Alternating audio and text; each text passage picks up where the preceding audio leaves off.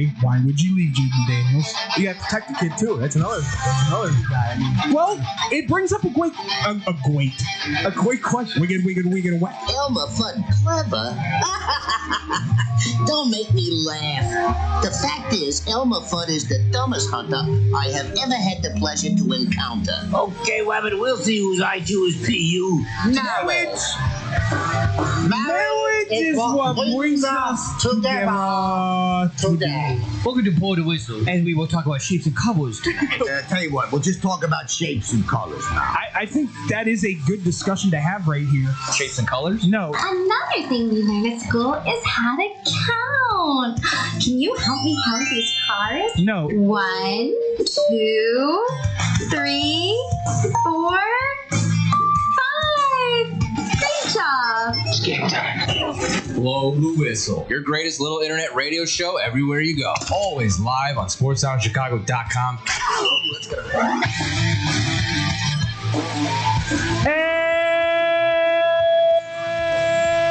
And welcome, ladies and gentlemen, here to Blow the Whistle here on sportsoundchicago.com.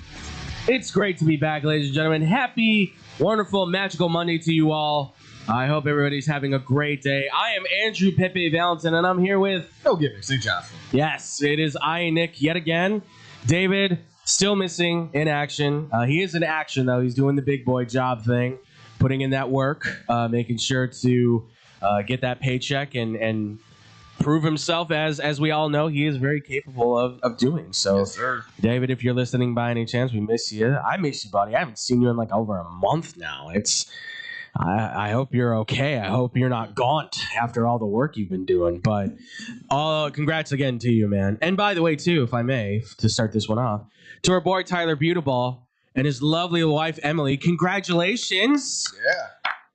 on a beautiful child to come soon. Got another Peter ball on the way. Absolutely, a little beauty ball waiting for us all, extending to the Blow the Whistle family. So congratulations to you guys Ready to both. be basted. Turkey basted. Yes. As always, as we know. But very happy for you both, guys. Congratulations. We love you both. You need anything, of course, we're all here for you. So everybody is very excited for you guys, especially. You guys are going to be great parents, too. I 100% know that. We're out to Rhode Island for that one? Is it? Yes. That's hilarious. I didn't know that was the photogenic spot. I guess. I mean, they go out there. He's got family out there. So, okay. Did not but know that. I like that little sunset shot. I liked it. It was very cinematic. It's a good shot. But yes, ladies and gentlemen, we're back. We got a lot to talk about. NBA stuff has been going down. Just after we left, there were more trades from the previous week that we were talking about after John Morant. There's also been some moves and not moves that we're going to discuss as well, too. Obviously, NFL, we're in training camp mode now, but there's two storylines that are really kind of dominating on the NFL side more than anything, I would say. One in person, unfortunately, sick of the mind, maybe, perchance, and the other one, unfortunately, very ill, unexpectedly, unfortunately. And it was very hard to see, but we'll talk about that as well, too. Plus, we got the MLB Draft this weekend. We're going to be talking about that, giving our preview, because the White Sox have the #1 pick. Yes, sir. What are they going to do? What are these other teams going to be looking for? There's a lot of top... One more person tells me it's not Rock Chalowski. I'm going to hit them. Like, I'm not even cute with it anymore. I'm going to incite violence. It's a lot of discussion on that for sure. Might jump into the FIFA stuff as well. Maybe just brief. And then I've got some stuff to pitch to Nick, as we usually do at the end of these, for some wrestling stuff. Been watching a little bit more AEW. I've been Just had a huge AEW announcement just happened a couple of minutes ago, actually. All Out going to be at Now Arena again, September 23rd. Hey, okay. I may have to catch some tickets maybe to that. So. I already got I got my New Japan show tickets coming up this weekend. So Ooh, that's gonna be okay. good. Nice. I got nothing. Though my Irish race stuff got canceled, so I'm like, oh, I got some free time now. Hey, there you go. All right. Go watch some Strong Style. Absolutely. But I've been cooking on this stuff for about the last week and a half or so. I'm gonna pitch it to Nick. It's two storylines diverging off of one moment. I'm gonna see if this can go anywhere. I haven't done any technical stuff, so I know the wrestling fans are gonna go, you're wrong. I mean, I get it, but I'm gonna leave it to the experts, be it Nick and David. If you're listening out there, by all means, man, if you see this, pitch in or hit me up and let me know like how right or wrong I am on this. Like I leave it to my experts, my true to form experts that I know here. But without further ado, Nick, you ready to get into this, my man? Yes, sir. Let's do it. Let's do it, folks. So we're going to kick this one off with the NBA. As you guys know, free agency has been hot with moves being made galore, right? We've got, after the Ja Morant move, which was announced live here on the air, believe it or not, we're not done yet. We've got Kawhi going back to Toronto, and then I didn't see this one coming. I mean, I kind of saw it coming, but I didn't see this one coming. Jaylen Brown going to the 76ers. Yeah, that was fun. What? Like, explain to me, Nick. Okay. Please. Because I think I sat there like everybody else. I don't know how you came off on it, but I certainly was like, somebody's going to have to give me the logistics of why this is a good move. Yeah. My initial reaction was just short of, why did the Bulls make that move? Yeah. Like, the Bulls don't have something equivalent to Paul George. Or better. Or better somehow, some way. Which, again, side tangent on him. The amount of memes that came out on him. Oh, my God. The hey, Shaq, the Shaq Celtic, you can retire now. We got Paul George as a Celtic. Yeah, absolutely. That new one, he's so like, it's something with the Celtics uniform that makes it look like it adds 12 pounds, like 15 pounds. It must be green. I don't like. I don't know. Like, I put on green and I think I look pretty good in it, but I've never. And here's the thing, though. I've always put on like the olive army green. Okay. I've never done the full on like neon green. Maybe when I was a kid. Maybe. I think maybe I had like the neon green John Cena jersey. Okay. Or jersey, whatever you want to call it. I think I had that, but I don't ever remember looking in the mirror going like, this makes me look fat. Like, no, I never have done that. I don't know if it was just the photo I saw. Maybe someone photoshopped and like made his face look fatter, but that looked like, I'm like, oh man, he just looks somehow more out of shape somehow, some way. It's inherently possible. Again, the details necessarily what? Paul George, they caught a couple first rounders. Yeah, it was Paul George, 2 first rounders and 2 second rounders, if I'm not mistaken. And I think they got a pick swap in there as well. It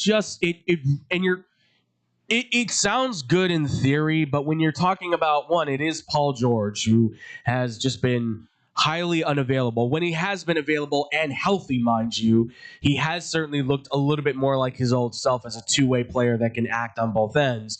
But it's been so far and few in between that his impact has been limited, especially for what the 76ers have kind of needed, which is that two-way forward swingman that can play on the wing there.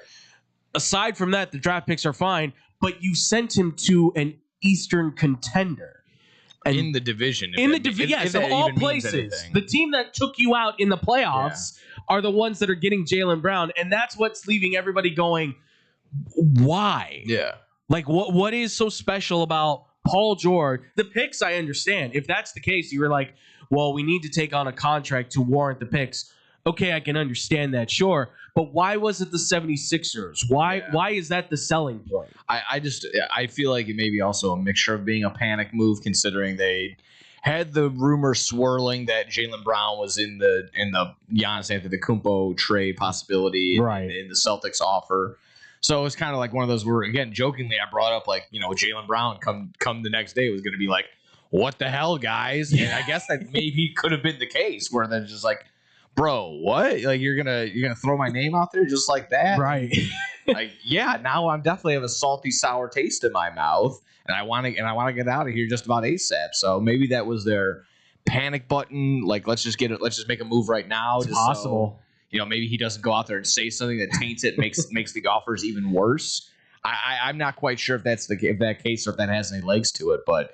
Yeah, I'm just as confused. On the flip side, if you're a 76ers fan, you're bouncing off the walls. Oh, you should be. Love this. Yes, absolutely. You absolutely fleeced the Celtics, which no one really did. That doesn't happen very often. No, they're supposed to be one of the smartest organizations out there, making all the best moves, getting all the under the radar best players, or getting the best players. And this just felt like if this is Brad Stevens or whoever this was that called for this trade to happen, like you said, it feels like a panic button move where you're going, is this going to dismantle our team? It already feels like it has been.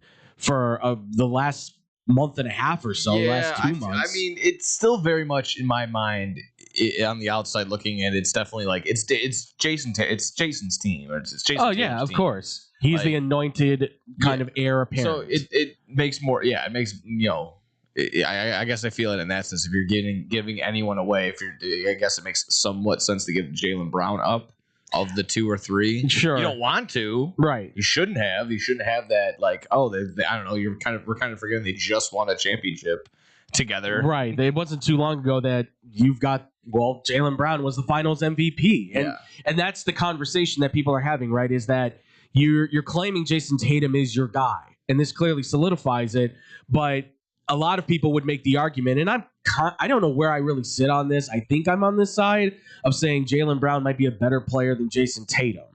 And I know that for some people you would go, well, Jason Tatum at his healthiest and at his best. And it's like, no, I understand that argument, but Jaylen Brown has been a consistent, always there, impactful player. It's just he's always been deemed the number 2. Yeah. So when he's been the number 1 in Boston, when Jason Tatum's been out, he's been still phenomenal talent. It's just, well, what does Boston have around him?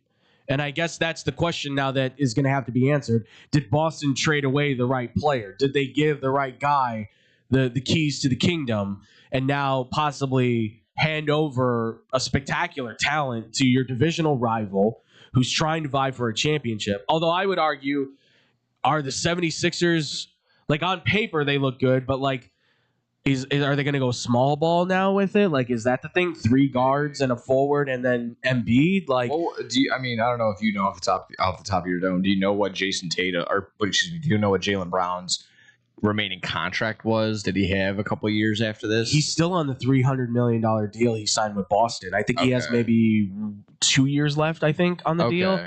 Because so my question being, was this their solution to them getting it ahead of like, oh, our relationship is just so bad right now. In 2 years, when this contract is done, he's probably not going to sign with us anyway.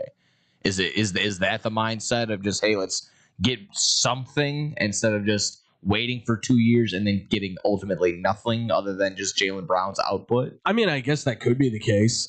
The problem that I have with that though is that Jaylen Brown has gone on the record to say the relationship was never as tattered as they made it sound it was. Okay. Like he has said, all this talk that came, and he said the media, of course, as a lot of these guys point out, but he said the media was driving this narrative that I was disgruntled. He's like, and I'll be honest, there were times where I did a good job. Oh yeah, absolutely. I was very concerned. So was I. I was convinced like he does not want to be there. And he said there were times where he was disgruntled. He was upset with the way things that might have been going.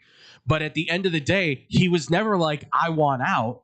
But it seems like he thinks, he didn't say it, but he alluded to the idea that perhaps the team was the one that was maybe trying to force this narrative. Okay. Like they weren't happy with him for some reason, which I don't understand then.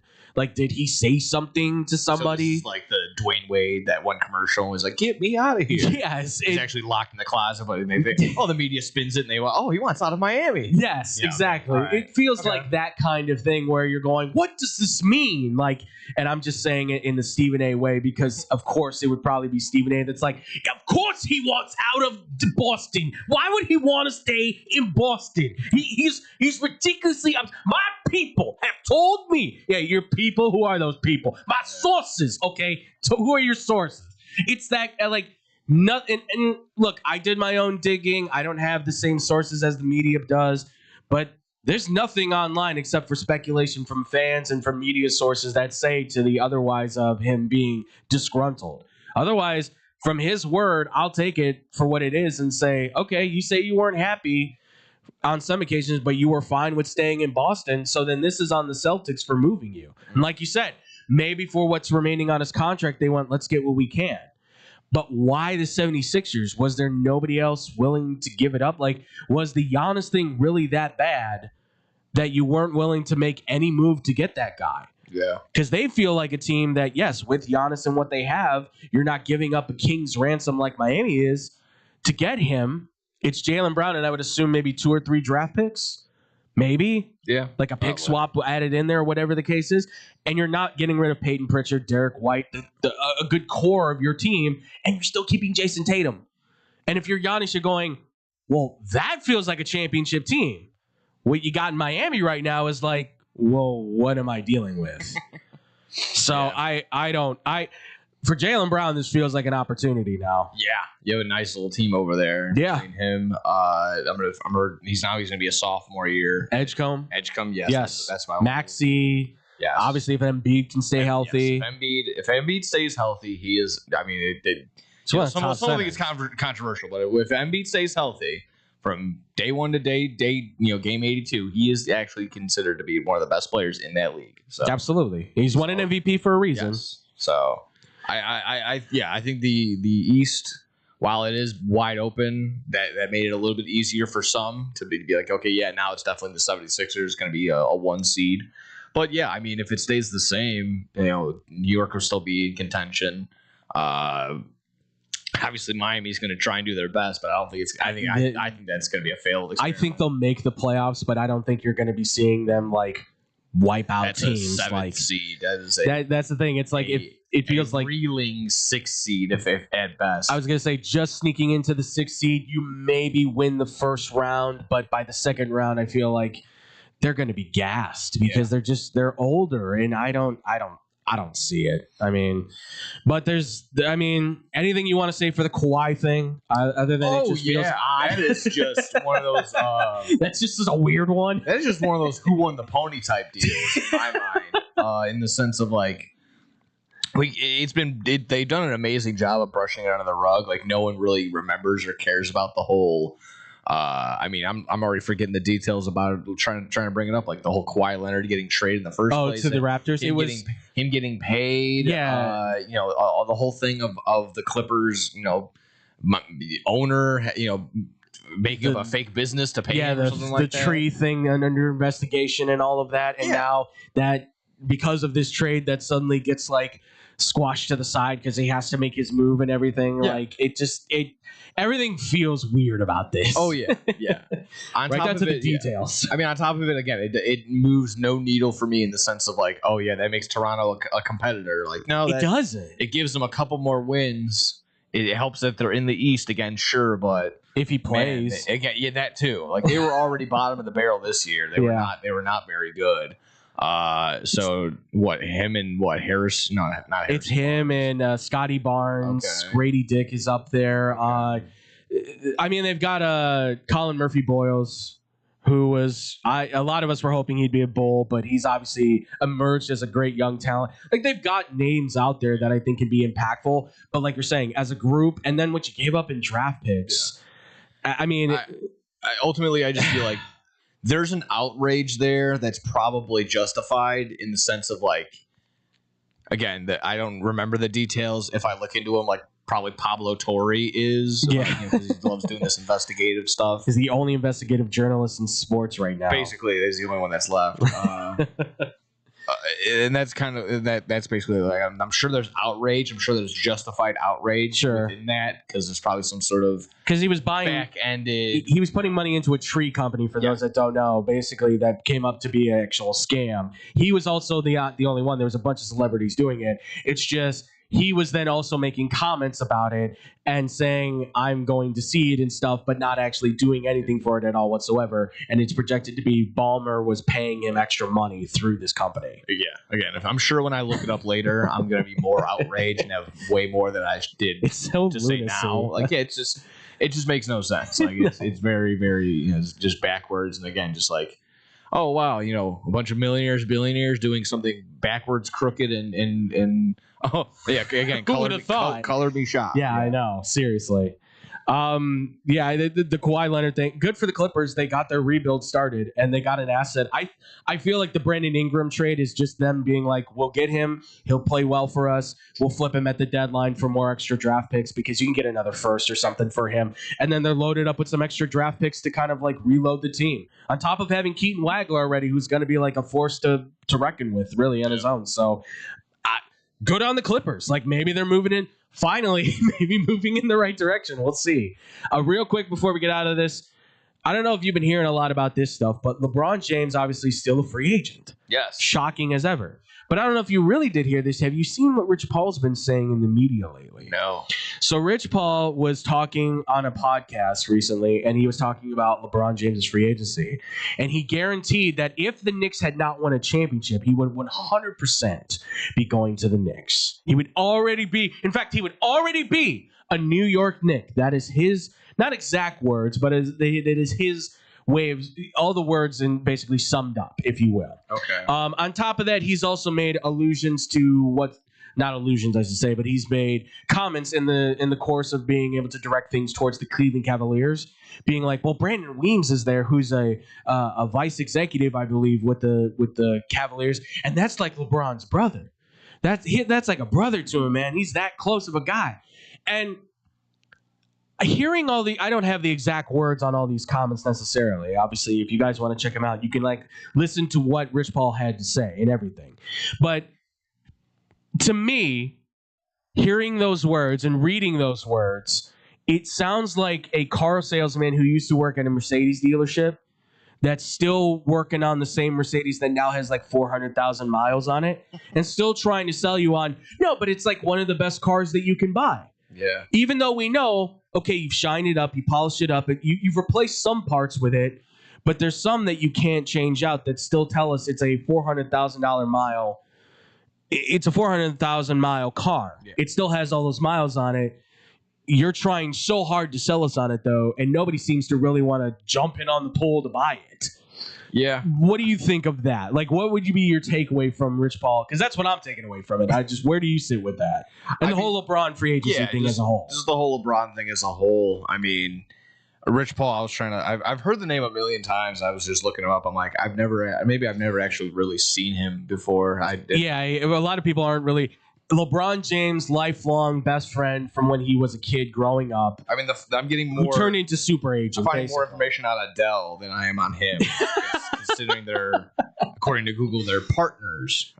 Yeah. Yes, they're partners in management in that kind of aspect. But, so okay, all right, that makes sense. I don't know how that works when you're an active NBA player. You're part of management on your agency. I don't get that. But yeah, ultimately, I mean, yes, 42, 43 years old. 42 years old, going to be 43. Yes. So obviously the physicality, the physical LeBron of old, that's come and gone. But I will, being the hater or whatever of LeBron, I'm not obviously I'm going to go MJ over LeBron. But yeah, there's obviously an insane value of having him in the building. There's insane value of having him around. His knowledge alone is exactly incredible. So while he does, I don't want to say waste a roster spot, but you're going to see eventually down the line,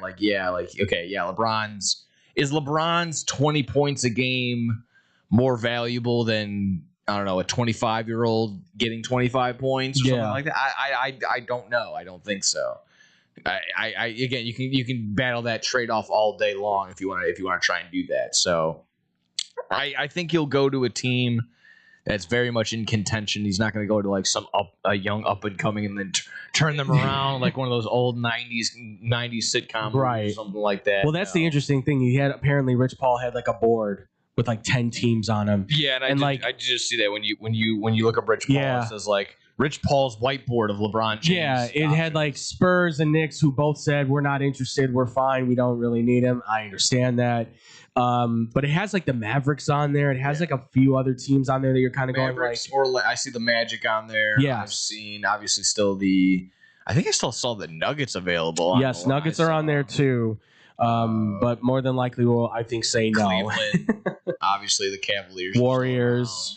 The Warriors. So again, Andrew's Expendables idea still has a ton of legs on that one for sure. I absolutely love that. Yeah.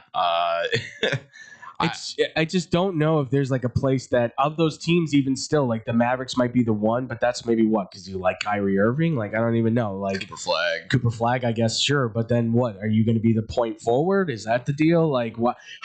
Like that's the thing. That would His be dynamic. so out of place. Yeah, his dynamic on the team. I don't know how that works. I don't know where he works outside of just going to like a team like the Kings or something that are like, we're desperate. We need a name. We need somebody that can kind of like hold our own. Ticket sales. Yeah, maybe help coach the young rookie like Darius Cuff and get him up to speed quicker. Like that's the thing. I don't know. You're trying to sell us on he's a championship caliber player. And he still adds value on the court. When he's been on there, we see he's still one of the better players in the league, no doubt. But is he still one of the top 10 players in the league? I don't think so. I'd argue he's. I think that conversation is definitely much valid. I think that's been on the table for sure. Yeah. For a while. We didn't really realize it. Like this year was really like his defense has dropped off. He was exposed on that. He's not hitting the shots the same way he used to. Layups are now becoming an issue for him here and there. Just staying healthy. Yeah, that's the thing. The last 2-3 years, it's been an injury that's taken him out for 20, 30 plus games. And it's not like, a ruptured Achilles or torn ACL. It's just like wear and tear. Like his back hurts. Like the knee, the shoulder, the back. Everything.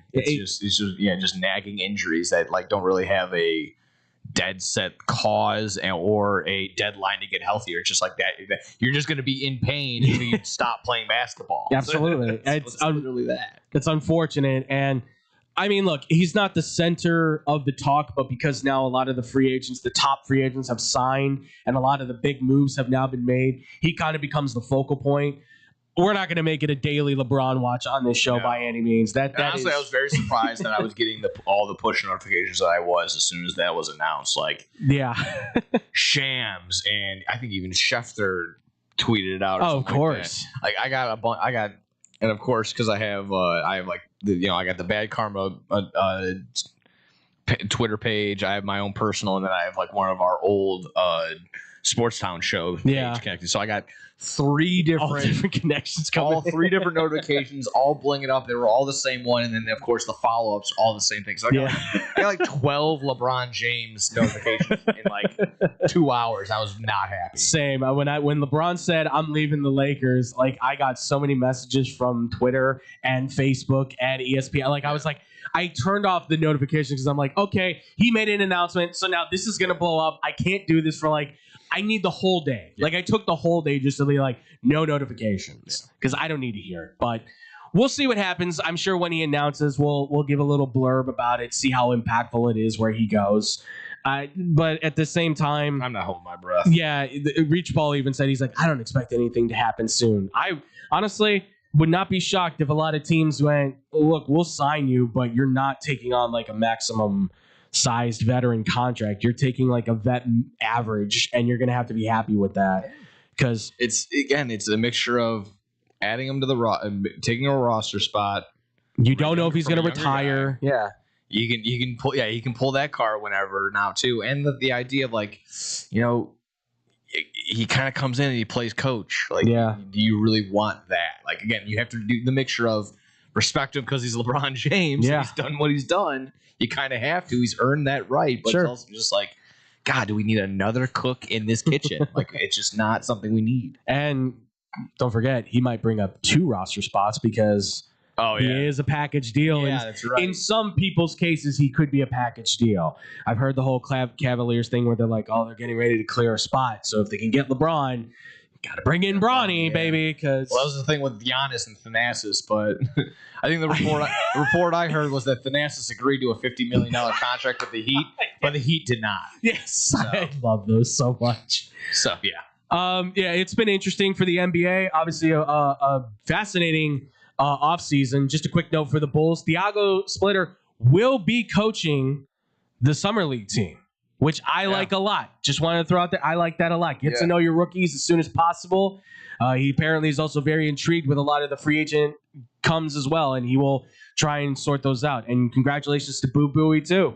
Making the summer league team. That was nice. I saw that when I was looking at the summer league roster. I'm trying to pull that up really quick for the Bulls. But when I saw the Bulls summer league roster, I was like, "Oh, that's a lot of new names. It's a lot of very talented names too." So we got just really quick. Donovan Atwell, Toby Awaka, Charles. I don't know, butcher that one. Bediako, Keyshawn Bryant, Boo Booey, Kennedy Chandler, Noah Singay, Houston Mallett, Grant Newell, Antonio Reeves, Jalen Sellers, who just got signed to a 2-way deal. Yep. Dalen Swain, obviously the 15th overall pick for the Bulls this year. Jalen Washington, Malik Williams, and then the number 4 overall pick, Caleb Wilson. I like that roster. So that's a nice roster. Again, that indicated to me that I'm like, okay, that's a ton of new names. So we're also probably going to see super essentially athletic, a brand new G League team as well for the Windy City Bulls as well. Super athletic. Very. If Atwell and Ibaka make the team, you guys are going to have a lot of fun with Windy City because they are those are extremely talented athletes. I'm pulling for Boo Booey because I saw him. I am too. I know the hype. He's kind of hyped up and memed up a little bit. He'd be great in the G League. Actually, did play. I did see him at the G League level. He put up some nice shots. He put up some nice points. So he can play. I hope he does make at least the G League team. The Biacco kid, too, I will say, is going to be interesting because for those that don't know, that's the Charles Bediako. Yes, that is the Alabama kid that was originally drafted by the NBA that came back to college to play at Alabama, scored 2 points a game, and now is signing with his summer league team to try and make the Bulls. It's just a fun little story to throw out there. Can he make the team? Maybe, possibly, but it's a fun roster, and I think there's good potential on this Bulls team to say, we got some 2-way contracts that we can sign with guys like Atwell and Ibaka that can maybe even make the roster. Bowie would be a fun one for those Windy City Bulls. This could be a very good team for Windy City. Yeah. So this could be a good season for everybody all around in Chicago. Very happy with it. It'd be fun. Absolutely. But what do you guys think? NBA, what's your thoughts? Jaylen Brown, Kawhi Leonard, LeBron James, Chicago Windy City Bulls. Give us the whole rundown, folks. We want to hear from you guys what you think about it all. Comment down below. Let us know. And, of course, hit us up, Blow2Whistle1 and all the social media stuff and Blow2WhistleRadio@gmail.com. And when we come back, folks, we got NFL stuff to talk. One man losing his mind. The other man, unfortunately, is losing a hard battle. We've got a lot to talk about that and more coming up here on Blow the Whistle on SportsDownChicago.com. I sound a little cocky, but I think we're legends in Chicago. We really are. SportsDownChicago.com. We're all looking to save $1 these days, right? Well, Pino's on Man is the perfect spot for pizza lovers with the $10 and under menu that'll make your taste buds and your wallet happy. Fried chicken sandwiches, just $6. And it's so good I had to start working there just to eat it every day. That's not all. Grab 2 large one-topping pizzas with extra cheesy goodness and a 2-liter soda for just $26.30. Plus, order online and get 5% off exclusive deals. Family owned and operated for 30 years. Open 7 days a week and until 1 a.m. on Fridays and Saturdays. Check them out on the corner of North Main and Willoughby. Pino's on Man. Oh my God, I need some Pookie's crack cake. Pookie's crack cakes. Yeah, girl. You ain't never heard about the best crack cakes in Chicago? They're right there in the Bronzeville area, right at 105 East 47th Street. They're moist, delicious, premium homemade cakes made fresh daily. One bite and you're addicted. They got the caramel cake, butter pecan praline, and red velvet. Ooh, and don't forget the strawberry lemonade and a chocolate Oreo dream. They're open Wednesday through Saturdays, 11 to 6 p.m. Sundays, 11 a.m. to 4 p.m. and they're closed Mondays and Tuesdays. Early arrival is highly recommended. First come, first serve. They give out tickets at 10 a.m. Just mention you heard it right here on Real Girl Talk Radio and you'll get a free butter cookie with your purchase. Make sure you follow them on Instagram and Facebook at Pookie's Crack Cakes. Girl, where you going? I gotta go get my crack cake. Let's go. Looking for a great bargain? Want to find cool collectibles? Need to get fresh fruit and vegetables for the family? Come on down to Swaparama. 3 great locations, 42nd and Ashland in Chicago, Melrose Park, and Alpha, with hundreds of indoor and outdoor vendors selling clothing, tools, electronics, and much, much more. Have stuff for sale? Become a Swaparama vendor and turn your hidden treasure into cash. Visit their website for market days, hours, and vendor information. Go to swap-o-rama.com. Swaparama, the first name in flea markets. There's only one place to watch your favorite sports team and have mouth-watering pizza. Come on down to Moretti's Pizzeria, where you can get a pizza for half the price every Tuesday. Try out our delicious varieties of pizza, sandwiches, and much more. I don't know about you, but a gooey mac and cheese pizza with a size of cheesy mozzarella sticks and watching sports sounds like paradise to me. Stop by at one of our 12 locations near you. We're open 7 days a week, anywhere from 10:30 a.m. to midnight. Visit our website, Moretti'sRestaurants.com, for delivery, catering, and even private parties. Moretti's, we bring the fun. Get money for that old car sitting in your driveway today.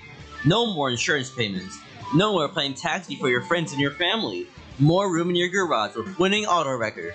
Winning Auto Wrecker comes directly to you and takes that problem car away and off your hands. Call anytime, day or night at 888-555-0910. Or go to winningautorex.com and we will take that junk off your hands in no time. You win, we win with Winning Auto Wreckers.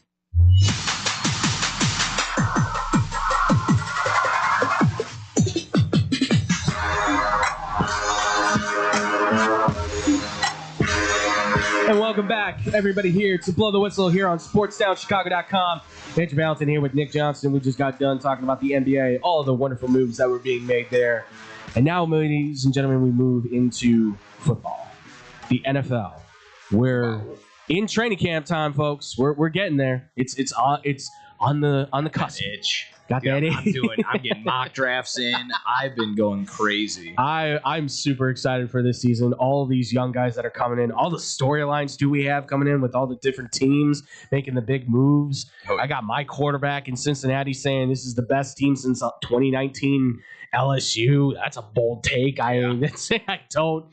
Oh God, Joe. I hope you're right. Anybody that can say that, I guess it's him or Jamar. That's true. It's him and Justin Jefferson and Jamar Chase that can really kind of be the vocal guys on that. So 1/3 of them saying. But you don't hear Justin Jefferson saying that about Minnesota.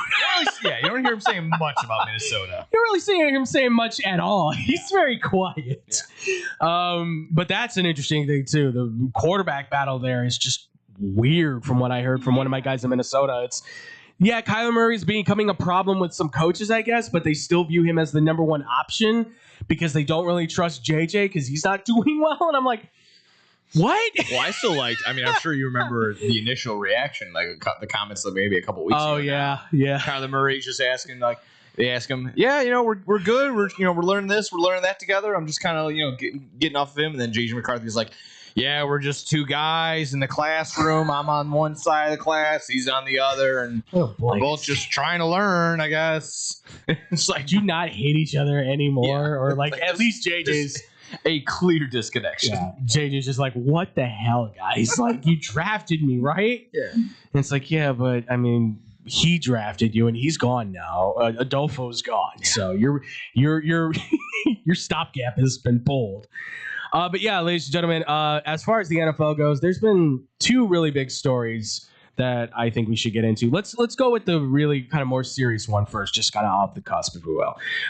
For those that don't know, legendary Tennessee Titan running back and Arizona Cardinals running back Chris Johnson, who is been well known amongst us as CJ2K, a fantasy icon if you play fantasy football, just a treasure trove of just that all-around can-do-everything running back, one of the very first to kind of get it done, and one of the fastest players ever played. Easily one of the fastest. Absolutely. Unfortunately, was diagnosed with ALS and gave an interview with Michael Strahan where he let it be known that this happened super quick, apparently. This was very sudden, where he said he was working out and noticing that his hand wasn't gripping weights properly, movement with his body wasn't happening the way it should, and then apparently going to a doctor and getting the diagnosis that this disease was taking hold of him and it was happening very rapidly. And seeing him in that interview is somebody, and I know you have too, watching him as this athlete, very energetic, very move-driven, as we know, because he's a very fast man as a football player and everything,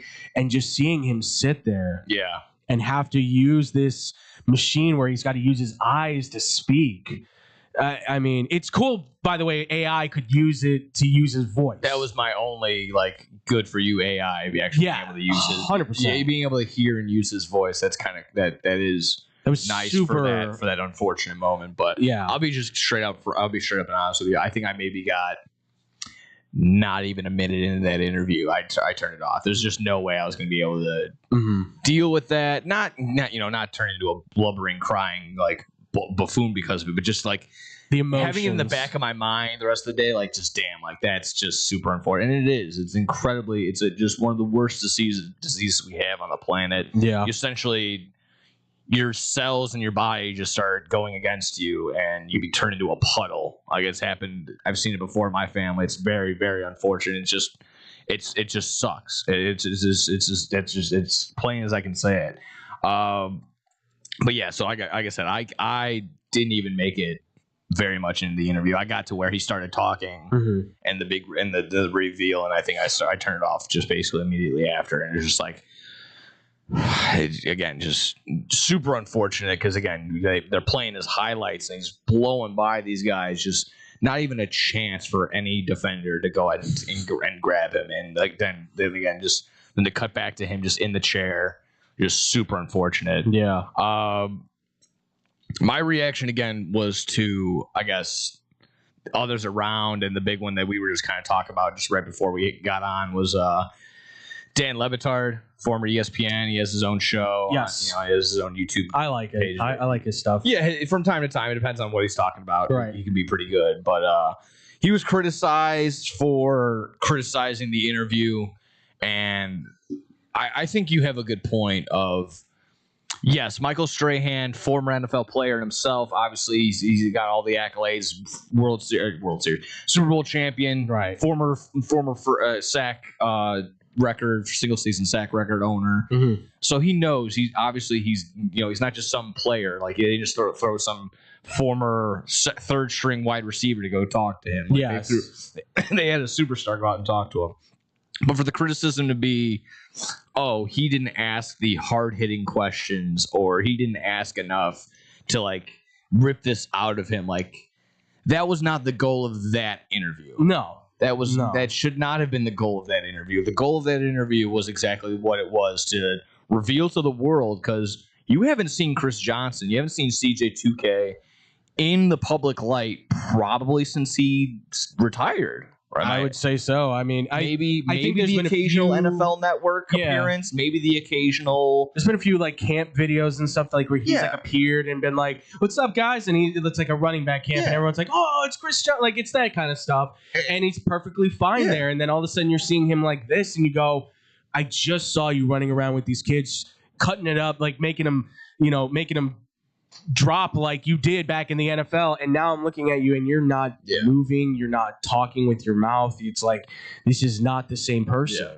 So for Dan Le Batard to kind of try and flip it and make it like, I think I completely overlooked it too. It's just he was trying to get to the point of, like, he wanted Michael Strahan to ask him, do you think the NFL, do you think playing the way that you play, do you think football is the reason that you have this disease, essentially, or if not have it, do you think it accelerated it? Yes. Yeah. And because of that, he felt like the interview didn't hit. He felt like he didn't do his job correctly. And I think you were on the right side when we were talking just now of, like, that's not his job. He's not an investigative reporter. No. He's not a journalist. He's a TV host. He's just a TV host. Yes. Like, he's just a mouthpiece on a well-known, widely popular TV show. It's just not supposed to be 60 Minutes at 7 o'clock. It's something it's something light you put on at the doctor's office at 10 o'clock in the morning. Yes. Well, and that's the thing, is it's Good Morning America. Yeah. He's the host of, I believe he's got Emmys and stuff, which is great.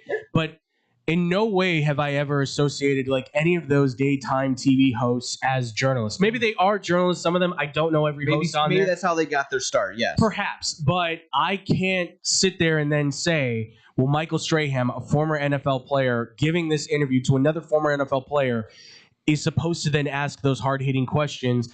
This is an opportunity for Chris Johnson to tell the world, this is my story, this is what's happened to me, bring awareness to ALS.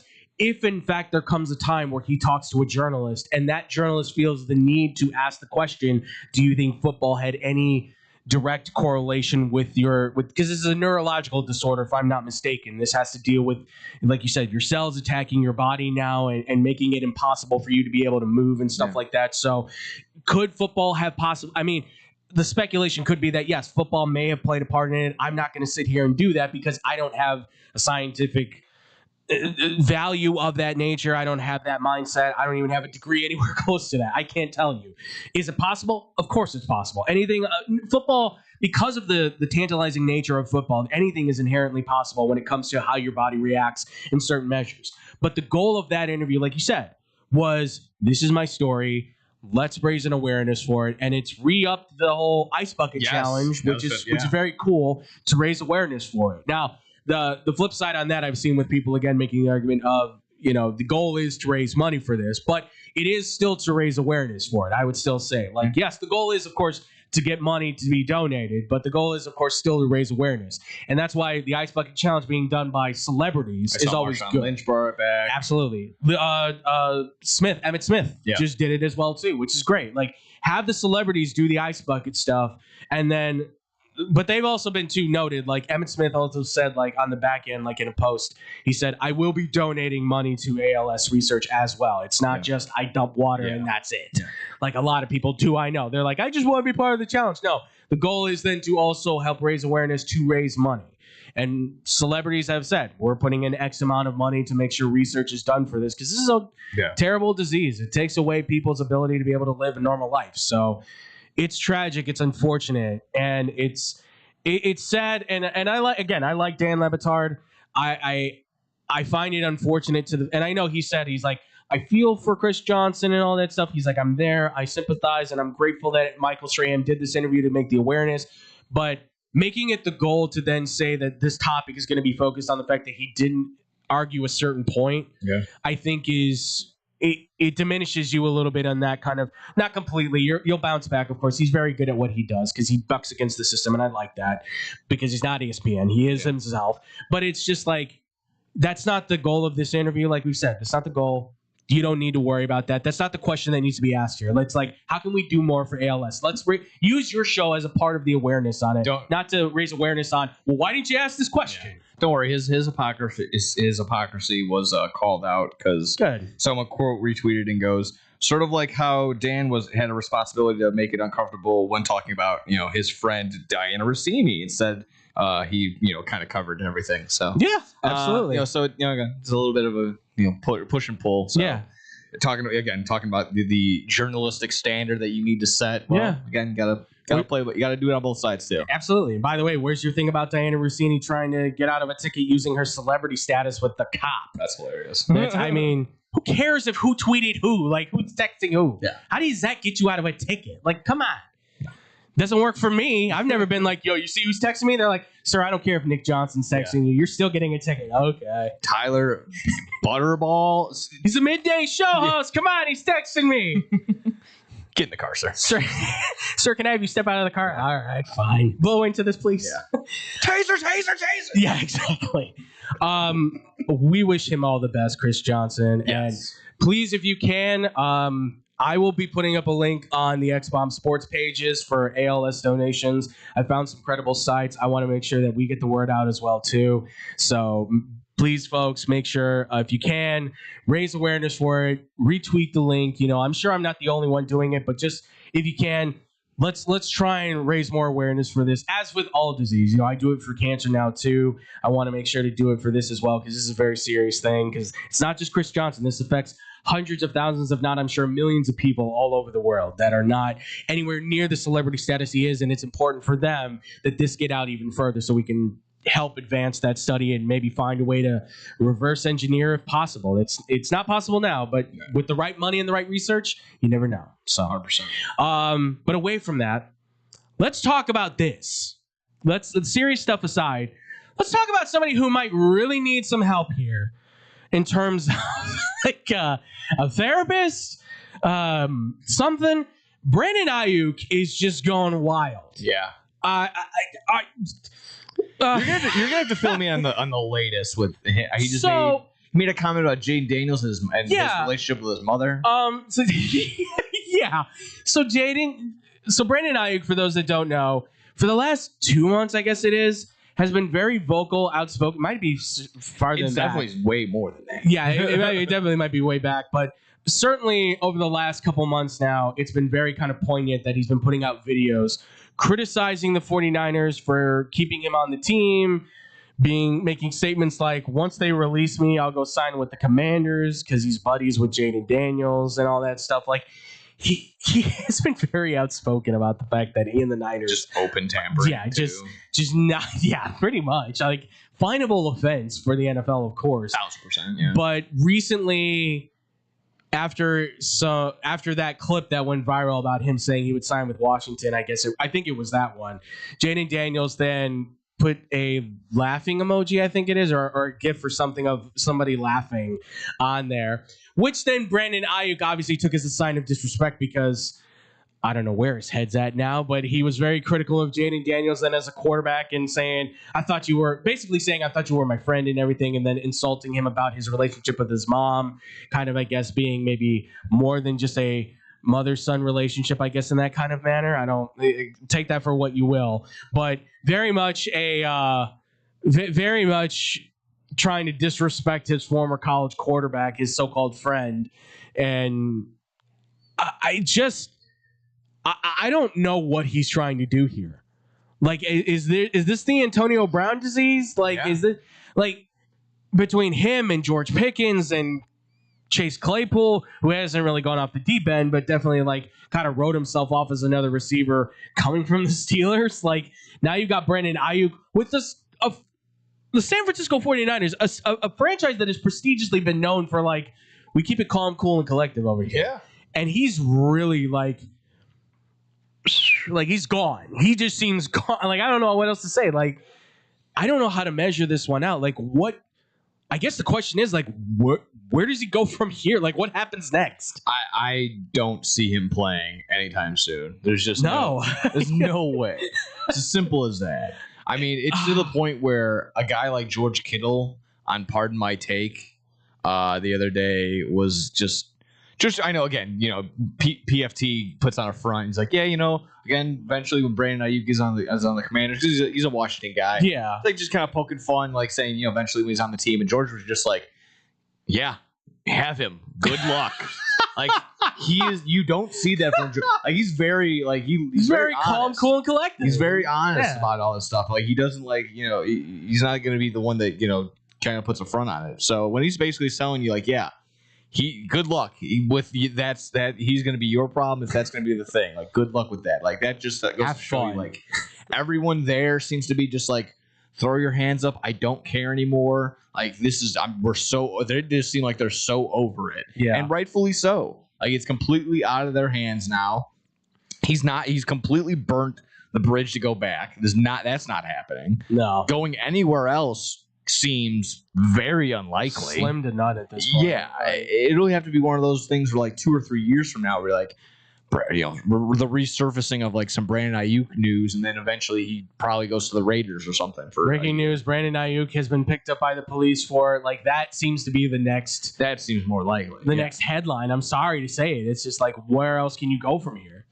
I think you got to that point when this first kind of broke. Like, you want to watch for him. You want to be sympathetic to a degree because you don't want that to be breaking on CNN, Brandon Aiyuk holding up, you know, hostage situation at Brandon Ayuk's house. Yeah, no, we don't want crazy, and now he's holding, you know, you kidnapped somebody. No, you don't want to hear. I don't know. That's very very ways on the line. Right. Huge side tangent, but, like, you don't want it to be that way.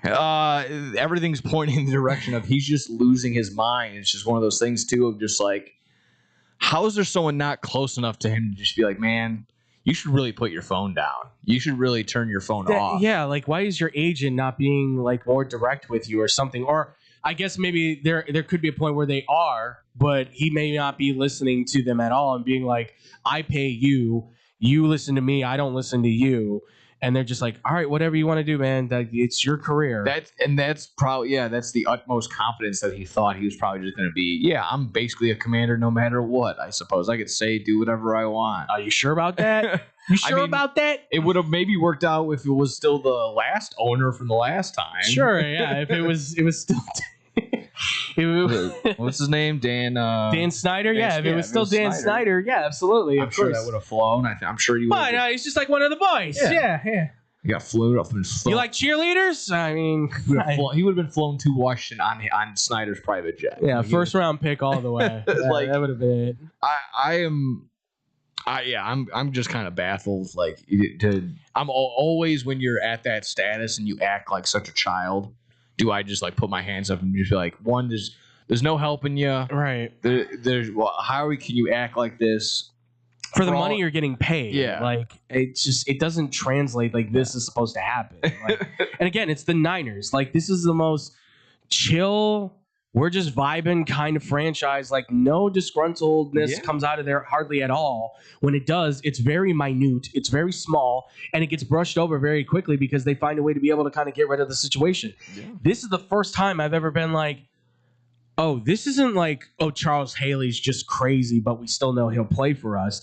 This man is losing some semblance of reality. At least it feels like it. Like, if he truly is this disgruntled over the fact he's with the Niners, then somebody said something to him then to get him this displaced. Because I cannot imagine that this was just this was just like, this has been building up. Yeah, no. No, like this isn't a character that Brandon Aiyuk is putting. No, this isn't like, I now go back to being normal once I'm with a new team. No. I find that very hard to believe. And I don't know what it is with wide receivers. I don't know if it's... I know he took the knee to the helmet years ago now that kind of cost him like a lot of his career at this point now. It's the same thing we say. Is Vontaze Burfict the reason why Antonio Brown is in the situation he is? Is this a CTE thing? I mean, we laugh about this obviously, but like, is this a serious or is this like a mental health thing that was hiding underneath that maybe he was either taking stuff for or maybe not taking stuff for, never got this diagnosed? There's so much to it that could be discussed on it. And I feel bad for him to a degree, but at some point, like, the Niners or somebody has to step in here and I would think address the issue and be like, look, we're cutting you. Well, like we'll get the answers when Michael Strahan's interviewing him in an orange jumpsuit. And then we'll get Dan Lebatard. Well, why didn't you ask? Do you think football caused your craziness? Yeah. What's the cause of this? Come on, man. I'm that's the thing though. Like, if there's any fear, like you brought it up, like if there's any fear, it is the headline of like down the line of like breaking news: Brandon Aiyuk has been arrested for former NFL wide receiver Brandon Aiyuk breaks in, or burgles a convenience store, just something like I don't want that to be the case, but I very much fear that we could be in line for that kind of destination for him, and it doesn't look good considering we've seen all this stuff with, again, George Pickens, Antonio Brown, Terrion Arnold now, like all of this and then some. Yeah, I don't want to jump that. I don't want to jump that to that extreme either. No, but again, it's. I'm prepared because this is the storyline that we live in now. And unfortunately, very recent history has proven otherwise. Yeah. With obviously Antonio Brown up for attempted murder charges, and the Terrion Arnold situation. Like, there's a lot here that just feeds into like, this doesn't feel like it'll go down a good road. Yeah. But hey, maybe we'll see him in the UFL being an all-time great. You never know. It's inherently possible. And boy, isn't that something? We could see a Brendan Sorsby to Brandon Aiyuk touchdown pass. That could actually happen maybe this year. Wow. That didn't have that on my bingo card. See your move, Vegas. Put an odds on that, and let's see where you're at. But yeah, let us know, guys, what you think about that for the NFL. Brandon Aiyuk. Like I said, what are your guys' feelings on Chris Johnson? Let us know. What's your favorite memory about Chris Johnson, too? 2,000 yards was definitely it for me. That was one of the most... That, and I think it was the game, I think he had it against the Colts where he hit like over 200 yards on them or something. Like he single-handedly won the game against the Colts. And this was Andrew Luck's Colts, too, by the way. Like, I believe that was still that group that was still going strong. When people were like, he hit the 2,000 yards, but he's not going to do anything crazy again. And he just like single-handedly overtakes a game, which I believe it was either Kerry Collins was the quarterback or maybe Ryan Fitzpatrick. I don't even remember who was the quarterback. Maybe it was Jake Locker. It might have been the Jake Locker then run team. It could be. It was dark days for the Tennessee Titans then, but he was without a doubt one of the best bright spots for sure. And it helped me win a fantasy league one year too. So hell yeah. As I'm sure he did for many. But let us know, folks, again, down and below at Blue T Whistle 1, Blue T Whistle Radio at gmail.com. We want to know from you guys. When we come back, though, ladies and gentlemen, we got some MLB Draft stuff to discuss, ladies and gents. The White Sox got the number 1 pick. A lot of teams have a lot of top decisions to make, too, as well as what may happen potentially for the deadline as well. We're going to talk that more here on Blow the Whistle on SportsDownChicago.com. Chicago Sports for sure. SportsDownChicago.com. It's the summer of coffee at Dunkin' Donuts. To reach peak summer mode, you need your summer coffee. Like a smooth, new s'mores frozen Dunkin' coffee, a refreshing butter pecan iced coffee, or a sweet coconut cream pie cold brew. What could be better than an iced or frozen coffee on a hot summer day? Nothing. Dunkin' Donuts has all your favorite flavors this summer. So come enjoy the summer of coffee and keep cool out there, kids. America runs on Dunkin'. Price and participation may vary. Limited time offer.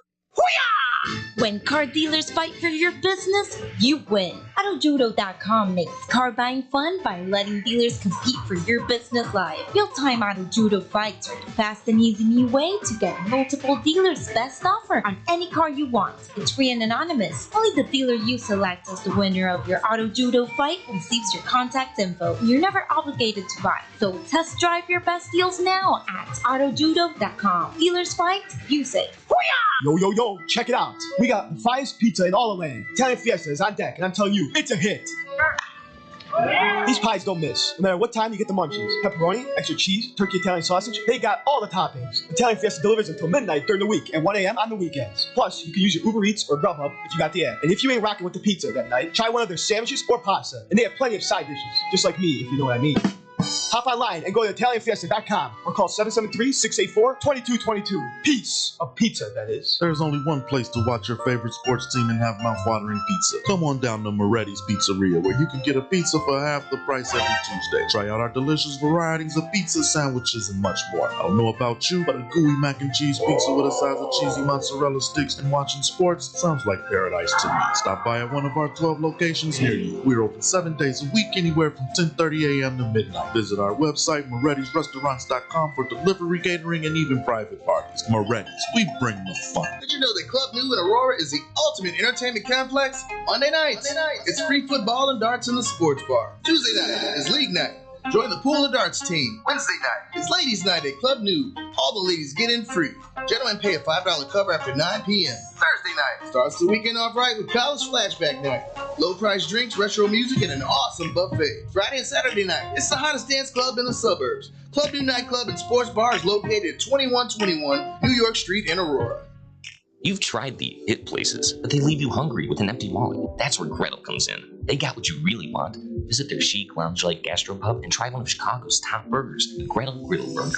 An house-made bun and garlic aioli set this one apart from the rest. And don't miss half-price oysters, 4 to 6, Monday through Thursday, with rotating drafts, craft cocktails, and portions that don't skip. This is one of Logan Square's best-kept secrets. Monday through Thursday, 11 to midnight. Friday and Saturday, open till 1. 2833 West Armitage. Gretel, let's make this a night. Visit GretelChicago.com for menu and more.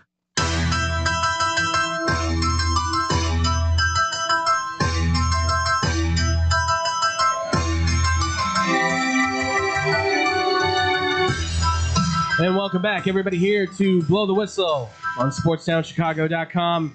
Andrew Valentin here with No Gimmicks and Johnston.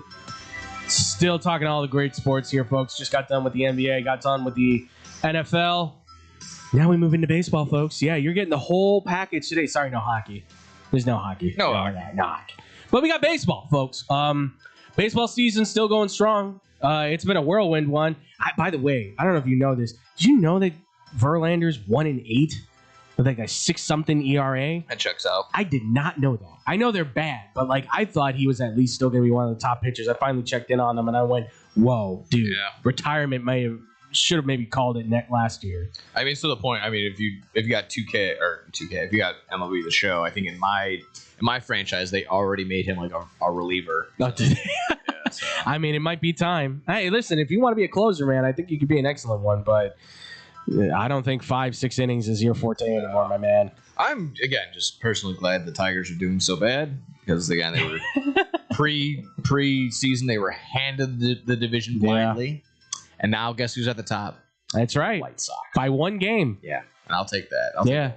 It should have been a complete 4-game sweep this past week. With the Guardians, but they held on for that one that one. So, which I will say this. Those two teams, as much as people were talking about, like you said, the distance on them at the beginning of the season, they're pretty on par with each other, but there's complete and utter differences in how they play. Oh, yeah. Like, it's pretty miraculous. And good news for the White Sox, too. Murakami starting his assignment. Yep, saw that. Getting back in order, which comes at a great time because Vargas named an all-star. Congratulations on that. So. Colson Montgomery, on a hot streak right now. Of Snub, Davis Martin, snub. Yeah.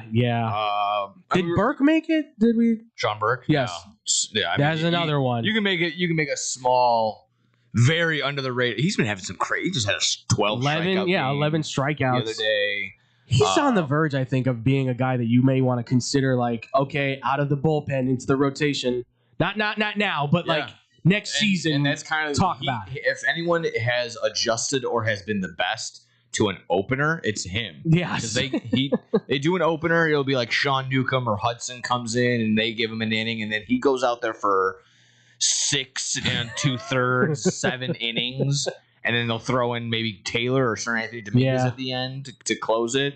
Like, he goes out there and eats a bulk of that whole game. He puts in the work. Yeah. He's just a workhorse of a pitcher, and you don't find too many of those guys anymore. Not at all. It's what him and Ashcroft, I would say right now, is going to like some of the best relievers, and Ashcroft has a warrant possibly to maybe be there as a Cy Young considerate. Yeah. Like, he's on the verge of, somebody said it, I don't know if it's going to happen, but possibly being in that, like, breaking the record for wins by a reliever. Like, he's up there. That'd be like that. I don't know what the total is, but yeah. I think it's like 18 or 19. Okay. I don't know if he can hit that, but if he does, like, that's crazy. Beyond impressive. Yeah. This just adds to the nutsness, if you will, of this baseball season. But we got a draft coming, folks. Yeah. And this is maybe one of the most widely discussed MLB drafts we've had in a while, since probably, I guess, maybe Bryce Harper's group. Probably. I mean, the last few years, you were starting to get a little bit more conversation on their draft, but this one is getting a lot of kind of watch because the amount of talent that's in this draft. Like, we talked about the NBA draft being a defining moment for the NBA itself.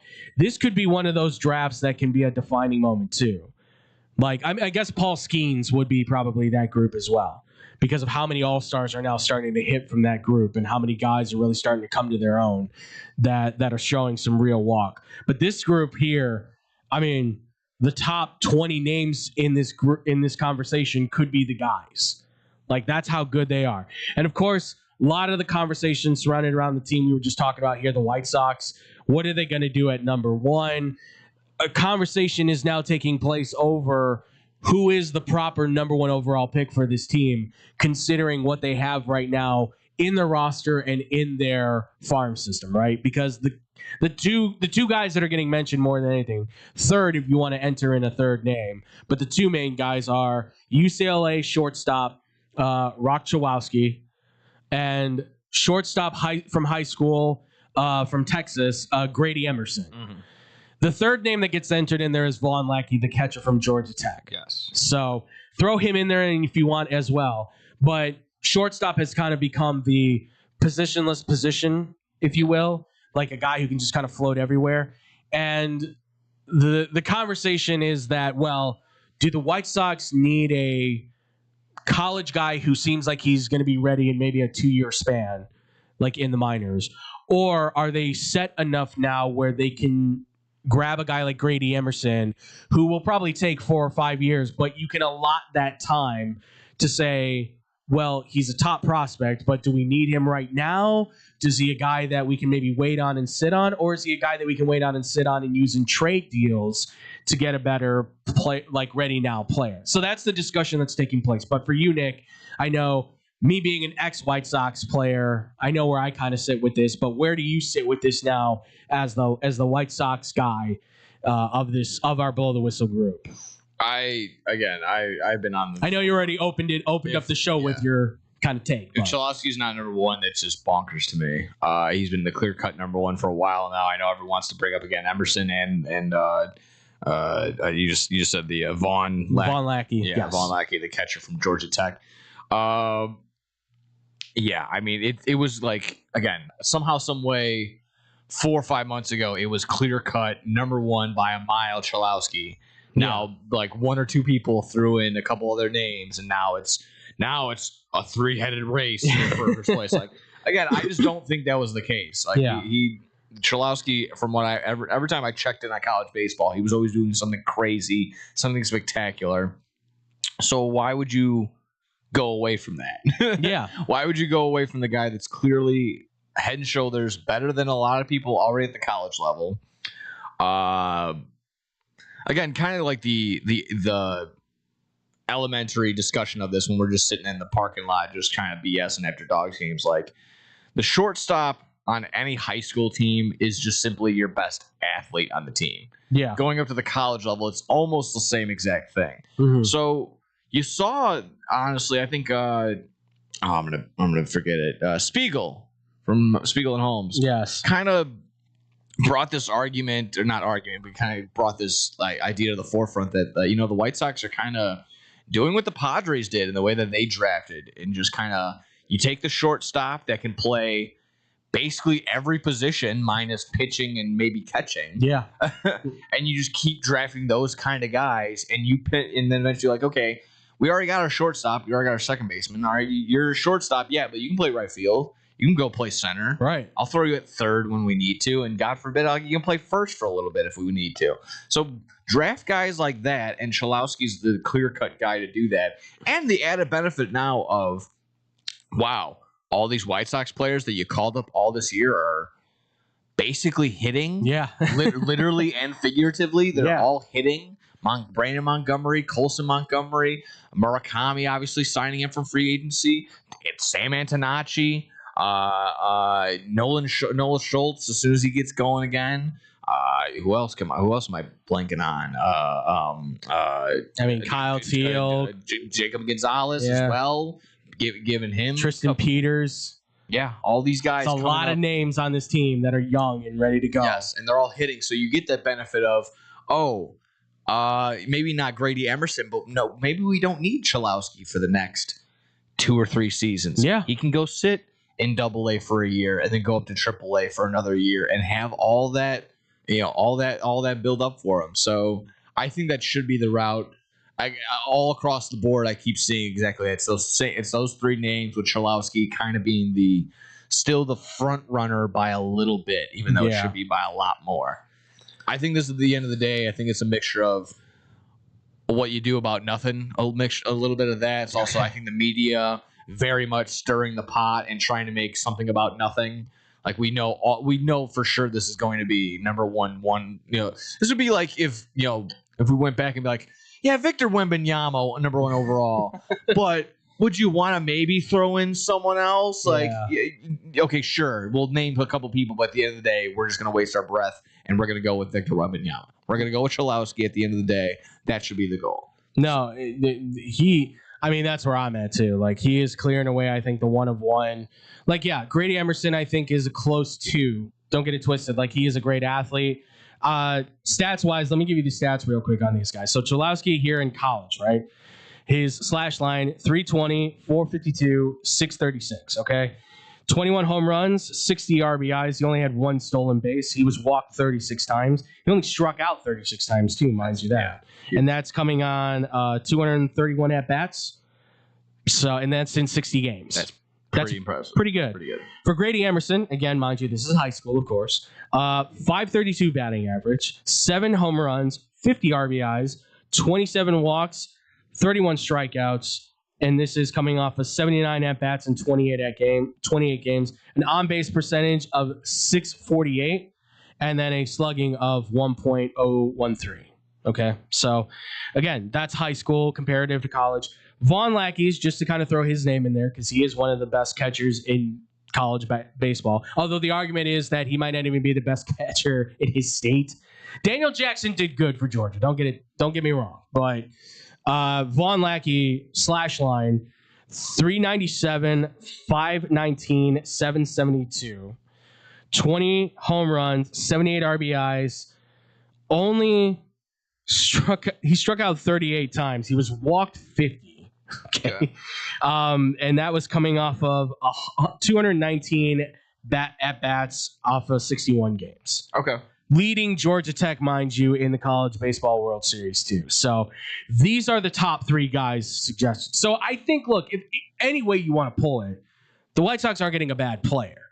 But I think when you look at Rock's body of work and consider that his defensive prowess as a shortstop is also widely regarded as one of the best out there, with, yes, Grady Emerson being just behind him, but the gap on there too has also been regarded as like, no, but Cholowski feels like a guy that can step in there and like take control of the shortstop position. And that doesn't mean that that's going to oversee what Montgomery's done, but Montgomery's issues with defense have kind of been well noted. So this is where you can say, well, then you can push Montgomery maybe to the DH then, keep Murakami then at first, and then maybe have Cholowski be the guy at shortstop if that's the case, when that comes to be the case, right? And that's also saying that you still have Billy Carlson, you have Bomer, you have all of these guys that are going to possibly find their way onto the team or possibly be trade targets. But I would have to say that I think Cholowski is the guy. Like, everything about his body of work says he's the best baseball player right out there right now in college. Yeah. He looks like the best prospect. His raw power is just insane. His eye for the ball is there too. These guys are good too. I'm just laughing because, again, it went from the utmost certainty that Rock Cholowski was the number 1 overall pick. Yeah. And then it had to be, again, 1 or 2 reporters being like, well, maybe it's going to be someone else. And then everyone's like, it might be someone else now. Yeah. God, why didn't we think of that? Well, and when it's still like, it should just be Rock Cholowski. Like, and it feels like it all started because UCLA took the early exit in the College World Series. And yeah, maybe. Maybe that's the main factor here. Maybe people are seeing something else with Emerson. My guess would be that a chunk of it would probably be that, well, you've got Colson Montgomery. You've got Billy Carlson still in your system. You've now, now you're starting to go, okay, well, who else do you need then? Like, where else do you really need to fill in the gap? Like, where could he play? Well, he can pretty much play anywhere. Like, is he fast enough for the outfield? He's not the quickest guy in the world, but he is fast enough to play the outfield. Yeah. Like, he's not going to be your center fielder, but right field, left field, yeah, absolutely. Can he play shortstop? Yeah, of course he can play shortstop. He's been playing shortstop. At least we know that's probably going to be the top 3 for sure, no matter what. If it's going to be whoever's not taking unless number they come 1, out of left field with somebody. Yeah. Like, it's probably going to be Cholowski and Emerson and then Lackey going 3rd. Because the only other guys that would generate to be on that level would be Jacob Lombard, who's George Lombard's younger brother. I see him at 4th going to the Giants. He's a great talent. I don't know why the Giants would need another shortstop. They have 2 guys sitting in their system right now that are going to be excellent, and they're the foreign kids that they picked up over the last couple of years. Like, that Hernandez kid is 17 years old, and he already has like 8 home runs. Yeah. Come on. There's also Flora. He's the best pitcher in baseball. Yeah, Jackson Flora. He's incredible. The one I see is he goes 6th overall to the Royals. That's nuts. That's the guy the Giants. That's just behind Eric Booth Jr. That can be your next Tim Lincecum with more power. I would say he's got more power in his pitching, honestly. There's also Gio Rojas, the left-hander, who I think everybody has him going to Kansas City. Yeah, like I said, Royals. The one I'm looking at, Royals take Jackson Flora. The one I see also. Okay. They have him going 9 to the Braves. Oh, that would be dirty. I know. That would be just that would be insane. This is from Jonathan Mayo's mock draft from a couple days ago. Yeah, and that's the best left-hander like in baseball, I would argue. But I don't. That's the thing is like this draft, as far as everything goes, like because you're saying like okay, if Cholowski goes number 1. Tampa Bay's got the number 2 pick. Well, you would assume Grady Emerson, but they do need catching. Like, and that's where Vaughn Lackey really comes into play for them. And quite honestly, I don't know what's going on with Tampa. Like they're in a position where they're winning, but like again, they don't feel like a team who's winning but going to win the World Series. No, yeah, I always see them as they're regular season warriors. Yeah, absolutely. They dominate. They'll get 90 wins, and then come playoff time, they're like, oh hey, sabermetrics, and then you're gone the first one. I swear to God, Kevin Cash is on. I've had it with him. I don't know how. I didn't realize he's been the manager for like 12 seasons. Yeah, oh yeah, he's been there. Yeah, he's been there forever. And that's the thing is like, if I'm a Tampa Bay Rays fan, one, I'm not going to games obviously because that place is a dump. But just pointing out the obvious. But 2, I would be like, dude, we've given you so much leeway. Yeah. Winning like we're on Mike Tomlin territory now, where it's like, cool, another winning season. We gonna do it this year or what's up? Like, are we actually gonna be a a competitor to the Yankees? Yeah, like, are we finally going to get over the hump and win the World Series? Or are we just going to sell off our players again for dollars on the penny, as we like to do? Like, we love to get, yay, we got value back, but it's like we would like to win a championship here at some point. That'd be nice. They're 4 games above the Yankees right now in the division. But they don't feel like a championship team. They are number 1 in the AL. But again, it's still just exactly right. It just doesn't feel like the Rays are the best team. No, let me ask you this, because we're baseball guys, but let me ask you this: who's their best player? Who's Junior Caminero? Okay. Yeah. But do you think anybody else could have named that? No, we could. Yeah, because I know Junior's their best player by and away. Who is, by the way, I mean, that guy is going to be a 45 home run dude left and right. Which everyone in Tampa is crossing their fingers and they're saying, "Don't be dating a 14-year-old. Please don't be dating a 14-year-old. Please don't be dating a 14-year-old." Which rightfully so, because last time this happened, well, Wander Franco. God, I really hope, for the sake of just baseball, like not having another story like that, like, yes, I hope that's not the case. He has like one of the most unfortunate cards on the planet. Absolutely. Like, I mean, it's like he has he had at once was valued very high, but it was like a 1 of 1. Like, of course, it was called like Young Youth Stars or something like that. You're like, oh god, the word choice on that card. Of all the names, because I saw that whole thing post up there, like was gonna be probably like $1 million card maybe at some point. Now I'd give maybe 10 cents for it, if that. I wouldn't even put it in my bike spokes. That's how bad. Yeah. That's great. No, that's off the wall so bad. This is bad. Rightfully, and glad that he's being convicted. It is just bad. Looking at the draft, I mean, there's a lot of teams in here that really, I mean, there's so much talent in this draft that you can go with. That's the thing, though. Like you said, Jackson Flora to the Kansas City Royals. I don't understand why he's dropping out of the top 5, because he's the best pitcher in college baseball. He's best pitcher, I think, in this draft by far. If I'm the Giants, that's my guy. You need a pitcher. You need somebody to help spark play. Tim Lincecum's gone.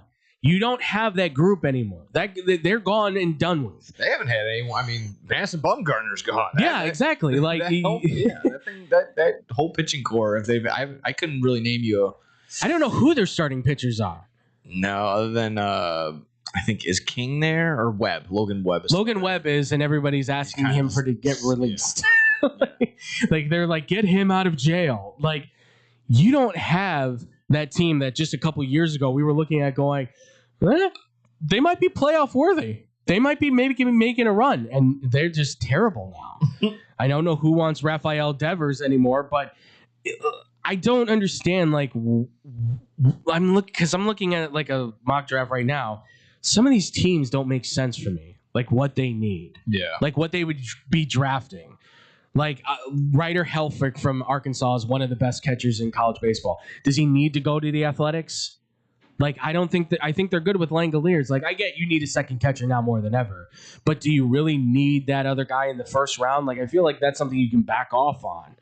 I mean, I'm looking at Atlanta maybe has the best one going for them, because I have them taking, if not Gio Rojas, there's another one here. I see him taking Drew Burress from Georgia Tech, a center fielder, which is something they need for the future, because you don't know how much longer their outfield is going to be lasting, because obviously Ronald Acuna keeps getting hurt. Ooh, I've heard this name before. This is going to pop up as soon as he gets drafted anywhere. Justin LeBron is going to be... He is the most... Those jerseys are going to fly off the shelf. He's the most interesting player, I think, for this draft, too, because at what point he was being mentioned as one of the top 3 guys. He then fell into the top 10, and now they're talking about him maybe not even being a first-rounder. Like, he is one of the better players, I think, in college baseball coming out of Alabama. Like, he's one of those every 5-tool guys, I think, in college baseball. But for some reason, people are just dropping him off because they're like, well, he's skinny, and, you know, he wasn't always the most impactful at Alabama. Like, people just want to write these guys off for some reason because they have a bad game. Yeah. Or they have a bad series against a team that, like, Tennessee or something like that. Like, all of a sudden, it's like, ooh, can he do it against the majors? He's doing it against college. What are you talking about? Like, this doesn't correlate hardly at all, except for that you're going to have to say, well, what he did in college may have to come down against the pros. Okay, is that a given? Like, is that a total, like, oh, that's an assured thing? That's the problem I have with this. Like, I love looking at the college baseball guys to see, like, who are the top dudes, but there's no place where I ever see them where the experts are getting it right. No, not again. They're all over the place. Yeah, because there were guys that were that after 2 or 3 years, they were saying, Steven Strasburg, is he the real deal? They don't win a World Series without him, do they? Yeah, that's true. That's the thing. Like, for a lot of these names on here, I'm seeing they're talented. You won't hear about them for a while, but I will guarantee this. I will say the top 10 guys that are getting named, of those, there's 5 or 6 of them that are probably going to be all-stars. Like, of the regulars you see, Burris and Lackey and Cholowski, even Emerson, they'll be all-stars. And I only say Emerson in there, too, because his brother is killing it in Seattle right now. Grady is doing great. Yeah. And Lombard, if his brother's anything like the Yankees keep saying, which they keep saying, he's ready, well, bring him up then. Yeah. Because you keep sending your other guys back down. Spencer Jones, the next great one. He's going to AAA. Yeah. I think, again, I can live with it.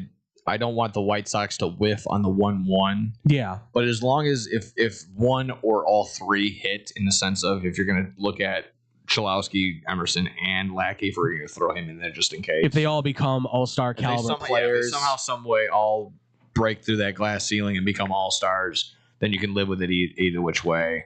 As of right now, I'm looking at it as a failure if you don't take Cholowski. No, I'm in the same boat. I think he is the guy that makes the most sense because if anything, he is that impact player that you can put on that team within a couple of years when you're saying you can maybe already make the argument they're ready to compete maybe, but by the time you've drafted him, by the time he's ready. It's just frustrating all the time when I'm like having conversations with friends and people that either they're in the industry to a degree, or they're just diehard fans and they watch baseball all the time, and all of them are saying, Cholowski, right. And then you walk and you get one nameless, faceless reporter that's just like, well, actually, I think it should be this guy, and then everyone runs with it all afterward. That's been the most infuriating part. Yeah, I mean, credible guys that are saying this, but at the same time, they're not.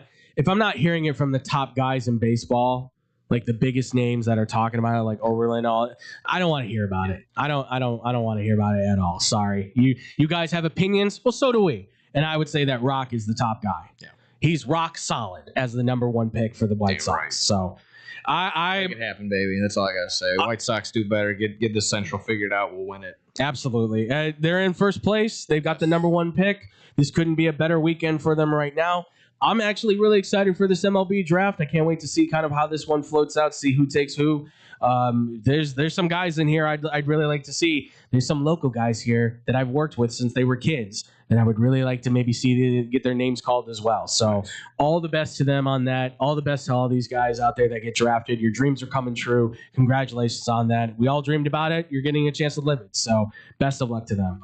White Sox, I'll just quickly go over there. Yeah. Not huge in their schedule. Please. The remainder of the July is going to be a lot of AL East teams. They got today's their off day. Tomorrow they'll be back at home for 3 against the Red Sox.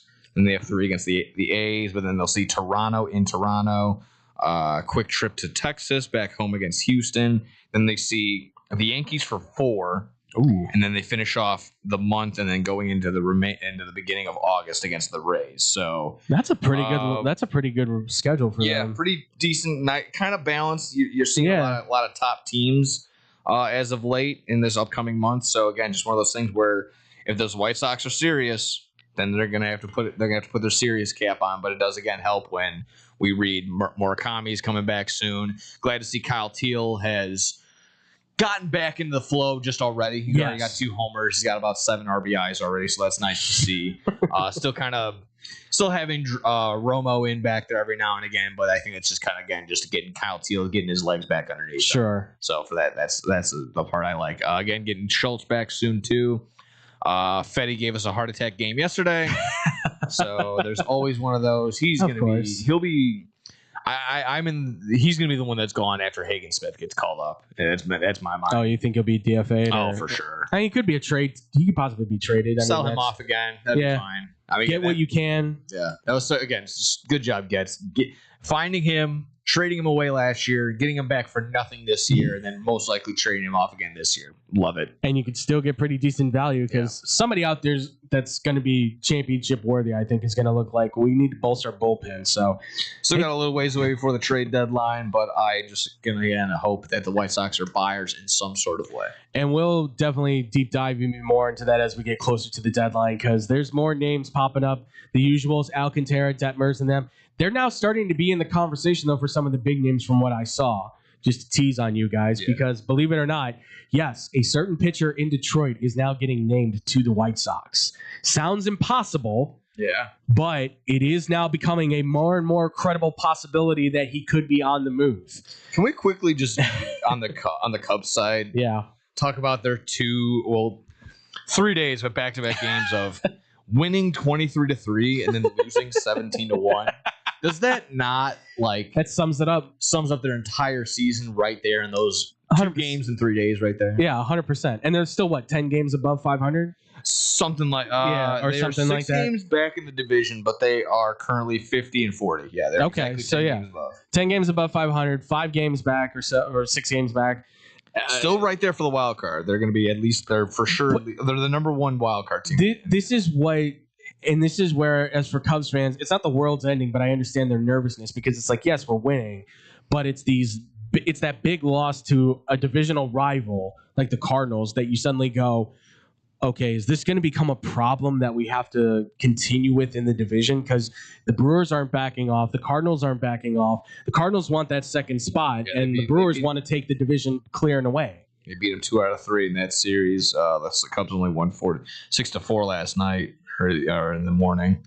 But yeah, their schedule's looking actually pretty light right now. They got the Orioles coming up, then they have the Reds, then the Twins, and the Tigers and the Pirates, back to the Cardinals, and they finish off with the Yankees this month in July. So doable. This is one of those where if shape up, show me what you got, or you're going to fall to the wayside for sure again. And it's just going to be one of those things where are you going to just let the Brewers just have the division essentially? I think this is definitely the time. 6 games up in the division, all-star games rolling around. This can be definitely the time where the Brewers just kind of hold the division from this point on. Honestly, if the Cubs don't go on another 10-game, 12-game winning streak or something like that. I mean, they have an argument to being the best team in baseball. I mean, their pitching staff is insane. Kyle Harrison might be the greatest fleece. I'm sorry? I was going to say Kyle Harrison might be the greatest fleece ever in the history of baseball. Definitely. Yeah, no, between them and the Dodgers and the Braves, this is it is a fight. Yeah. It is a fight. Sorry, Tampa, still not in the conversation. I can't do it. Yeah. I can't. Oh, man, it's tough, but a quick mention too that the Marlins are red hot. Did not think that was going to be. We're somehow living in a world in the MLB right now where the White Sox are number 1 in the AL Central. The number 1 team, not number 1 team, but the most red hot team right now is the Florida Marlins, the Miami Marlins. Yes. And let's see, everything comes in 3. So is there another one?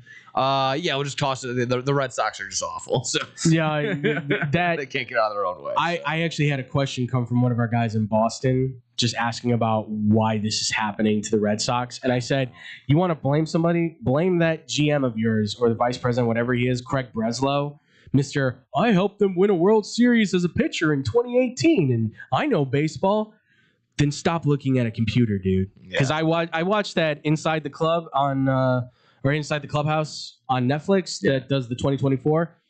That team should have went to the playoffs and competed, and he completely just pulled them to pieces. Yeah. Because you can't. You have to move Rafael Devers to first base. Really, just let him play third. For God's sakes, just let him play third. Yep. Let Bregman walk. Who cares?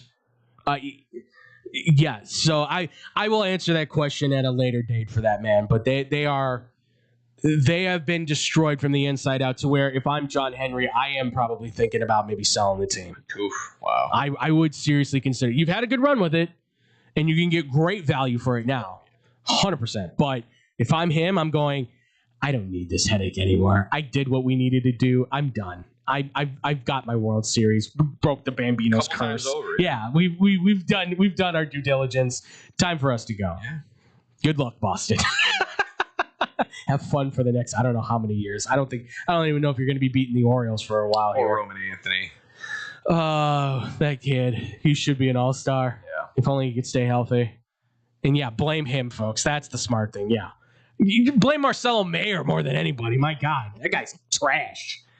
All right, what do you guys think, though, for the MLB draft? Who's going number 1 overall? How you feeling about the White Sox, the Cubs? How you feeling about baseball in general, as usual? Let us know on all the social media stuff down below.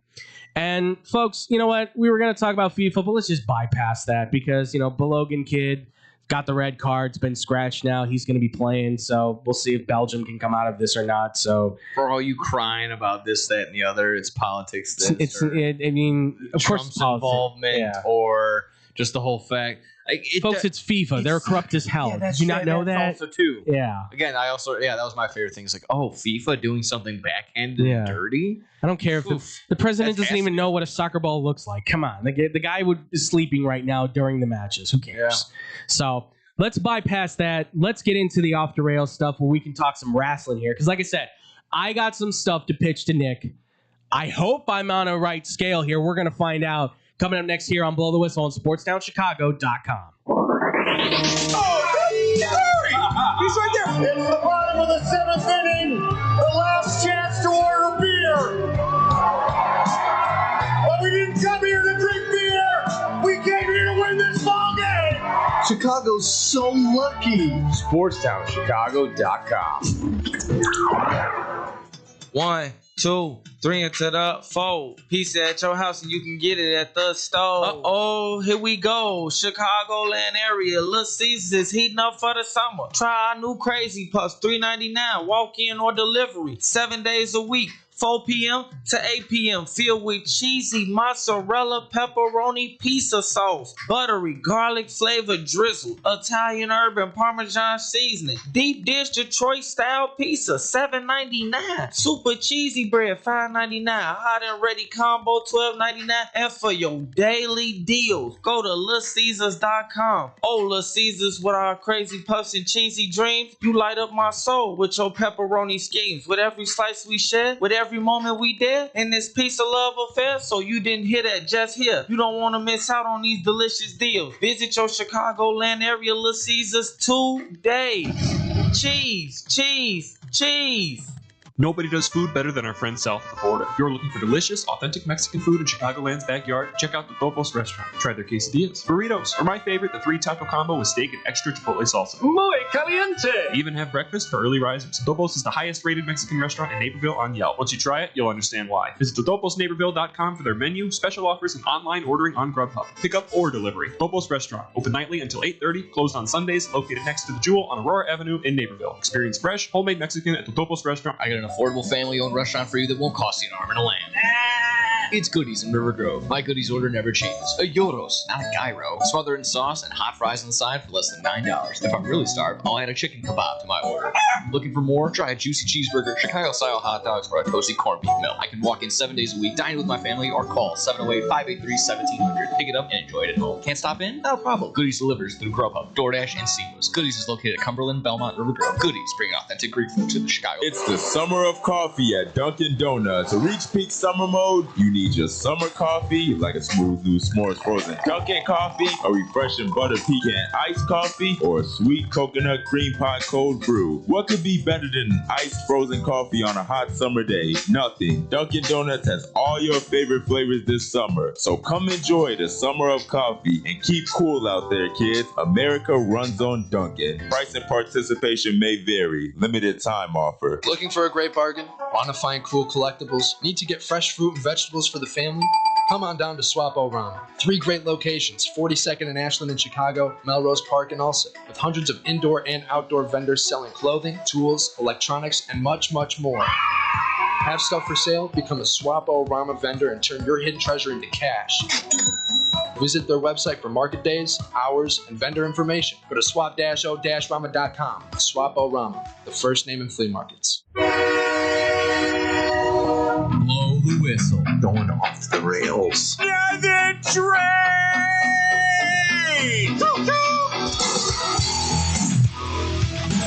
That's right, folks. It's time to go off the rails here on SportsDownChicago.com.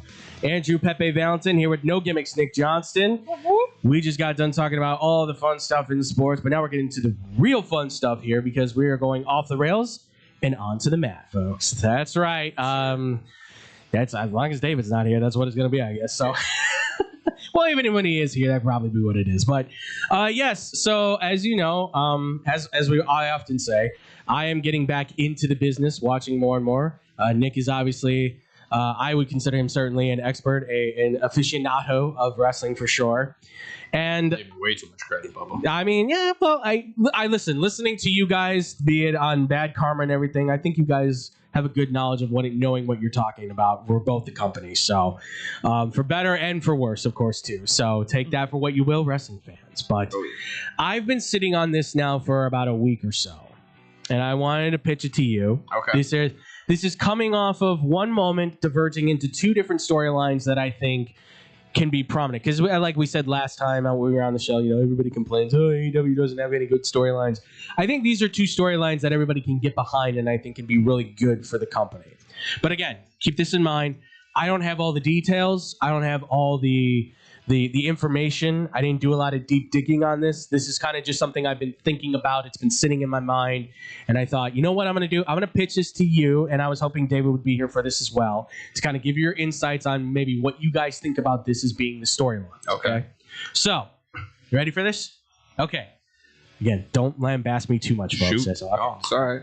Not you, just the people out there. I know how wrestling fans can be on the internet. I've seen it enough. Oh, yeah. And you told me the horror. All right, so we know that Kenny Omega and MJF are going to challenge for the championship here soon. Correct. MJF, I think, will retain the title over Kenny Omega, which means that Kenny Omega then can never again challenge for the championship. I'm assuming while MJF has the title. No, just forever. Forever. Okay. Can no longer hold the AEW title. Okay. All right. So, which is the same for Cody, and which is also the same for Hangman Adam Page. Correct. Yes, I had to look that up just to make sure I had that all right. But okay, so I will say that I think MJF wins and keeps the title, so then Kenny Omega can't have any more. Okay, so this is where I think two storylines diverge. Okay. So I'll start with the first one here that I have. So I think it is MJF then is going to be challenged by Will Ospreay because he won the Owen Hart Classic, correct? Correct, yeah. Yes. Owen Hart Cup, yeah. Owen Hart Cup, yes. He won the Owen Hart Cup, so he gets the first rights as number one contender to the AEW World title. They will face at All In at Wembley. Yes, correct. At the big event of the year. Their big event of the year at All In. This is where I think we now know that Will Ospreay has joined the Death Riders. And the Death Riders, compared with the Dogs, are in a fight with the Bang Bang Gang and Jay White as Jay White returns. So my thinking is that at Wimbledon, Will Ospreay will win the AEW World title. And the Death Riders will come out. They will celebrate with him because they have the world champion in the Death Riders. John Moxley will embrace him. I'm so proud of my boy, my protege, my man. I'm so happy for him. Great. Now the Death Riders are feuding with the Bang Bang Gang, right? Okay. And Jay White. So we have this, let's say it goes for like a month and a half or so, right? Because this feels like a feud that can go for a good while. We know John Moxley and Jay White, they've been going at each other for a good while, even though Jay White's been out for a while. Jay White's back, he wants revenge, he's coming at him. We cut now to the next. There's also history between Will Ospreay and Jay White in New Japan, so that helps too. Oh, okay, I did not know that. Okay, so there's an added rivalry to this. So then this is where I can say, okay, either we cut down to John Moxley versus Jay White, to kind of finish the feud off between, it's just you and me, we're going to finish this off between Death Riders and Bang Bang Gang. Or, since I now know they have the New Japan, you could say, Jay White, we're going to have you against Will Ospreay for the AEW World title. You say you're better than us? Prove it. Go against my boy and try to win the title off of him. Yeah. I don't know what the next big pay-per-view would be in that month and a half span. I would not have that information. I didn't look that up. Pull it up really okay. Because that would be like my thing. Like, okay, they're going to then match up at the next big pay-per-view event, right? Jay White versus Jon Moxley, or Jay White, I guess, versus Will Ospreay for the AEW World title. Would kind of be like the thinking that I would have. One of those two matches would be like the thing to go to. Yeah. So let me. So just had Double or Nothing. Just had Forbidden Door. That's where we got to. Redemption is coming up July 26th. So that would be in about 20 days. Okay. That's where I thought they were probably going to do, MJF versus Omega, but obviously they're getting to that early. Then they have, it'll be Redemption. Then it'll turn into All In will happen right after in Wembley, and then literally the week or two after is All Out. Okay. Which is now, again, we just talked about that at the beginning. That's confirmed to be at the Now Arena. Right. Okay. In September. Because I'm just thinking like it has to be like one of the big events that this would happen at, because this is obviously being promoted as one of the top stories for AEW. So then let's just say either way, right? Jon Moxley versus Jay White, or Will Ospreay and Jay White for the title. Either way, Death Riders are coming out on top, right? Jay White goes down. Jon Moxley, he's either standing in the middle of the ring. The Death Riders come out, celebrate his victory. Will Ospreay is either standing there with the belt in his hand, celebrating his victory, getting embraced by Jon Moxley. And then at some point, Will Ospreay either makes the attack on Jon Moxley or signals the Death Riders to attack Jon Moxley. Okay. And then assumes the role of the leader of the Death Riders. Okay. Casting Jon Moxley out, which now sets up the storyline, I'm guessing here, that Jon Moxley is now going to look for redemption to get back his name of the Death Riders, even if that means he has to go through the group itself. Okay. To then challenge Will Ospreay for the title. I don't know how long that could go, but I've been sitting on that going like, well, he's in the group, and he's clearly buying away the best wrestler in the company, and maybe the best wrestler in the world right now. So why not then have him be the guy that is like, you're my first mate, you're my number two. Yeah. You're the guy that's always going to be on my hip. And then have him be like, well, why do you guys want to listen to him when I know we can take us farther? He's old. Yeah. I'm the young buck. I'm the guy who's got the title. You should follow the champion. And then I feel like then you have him leading the Death Riders. It can lead to like maybe, I don't know, I don't have everybody in the group off the top of my head. Hack, Garcia, Claudio, Castagnoli, even Maria. It feels like you could then start shifting guys where you can say, we're going to have the tag team champions, or some of you guys go for the tag team titles. We're going to push you guys to go for the tag team titles or something like. It feels like now you have this where Will Ospreay's in charge. Death Riders are going to be like up in a high where they're trying to win championships galore across the boat, right? While Jon Moxley's plotting his way to get back in to the Death Riders. Yes. I don't hate that. Okay. I will poke some holes in it a little bit. Please. In the sense of, because I don't have all the crisp information on storylines going elsewhere. It would be very out of character, just out of nowhere for just Ospreay to just be like, go from being the face, like literally like almost John Cena level face. Yes. For the AEW side. The good guy of all good guys. Yeah, the good guy can do no wrong. He's the one that's helping grandma cross the street, and like like he's very true. Like that's Will Ospreay right now. Yeah. And it'd just be very out of character for him to just even after if something was building up to be like, you know what? All right, yeah, sick 'em boys. Like, let's right. Jon Moxley. While I do like that, if they're going to break apart the Death Riders in any sort of way, I think that would be the route to do it. Okay.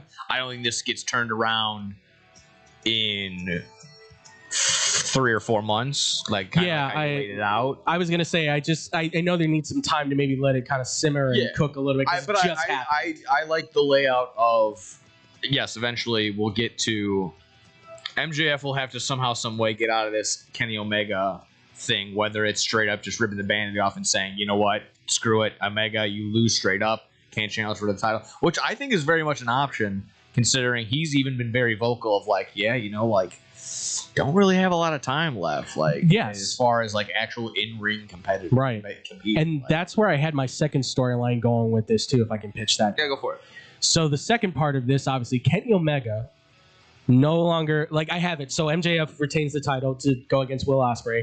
So Kenny Omega can no longer challenge for the championship. We've established that. Never again. And then, like you said, I saw the statement where he's like, I don't have much time left to go because he's 47, right? 46, 47? I think he's up there. I don't think he's that old. Oh, okay. I mean, I know he's taken a beating. I know his body's been through a lot. All the injuries. 42. He's 42. Okay.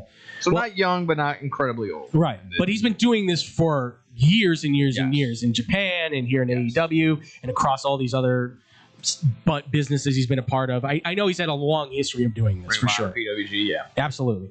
So now we have him, what am I to do? Where am I to go? Are there not two members that just got attacked by the Don Callis family in Takeshita and Andrade who have grudges possibly to have against the Don Callis family? Okay. How about Kenny Omega being... You can have him be like the shadowy figure maybe if you want, or you can just have him be the straight up new Don Callis, suit and all, I would say too. Like put on the suit and everything, just like Don Callis. Create his own faction. I don't know what you would call it. House of Omega maybe? Or something like that, where they are just the new faction that's going to challenge Don Callis and his whole group. With Andrade versus like El Clone and Page versus Takeshita, or Okada versus Takeshita again.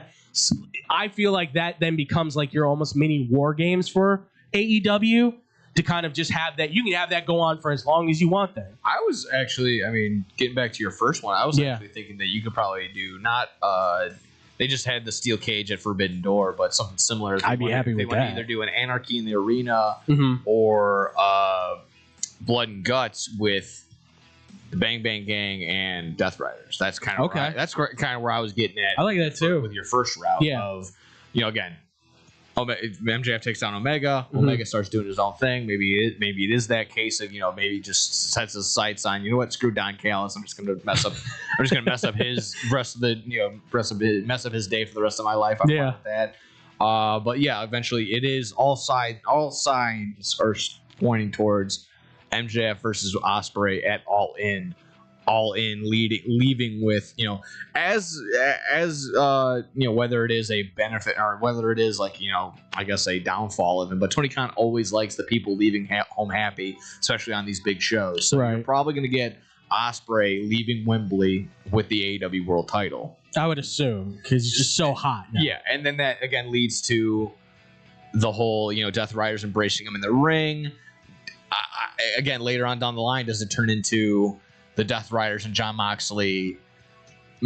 I honestly kind of, like I said, we talked about this last time. The seed was planted of like, hey, Will Ospreay's wife came out, celebrated with only Will, didn't really kind of looked over and saw the Death Riders, were like, I don't think you should be hanging out with that. I don't think you should be hanging out with that group there, Willie, old Billy Boy. And he's probably just, oh, bro, that's just my friends. Like, they help me in a dark time.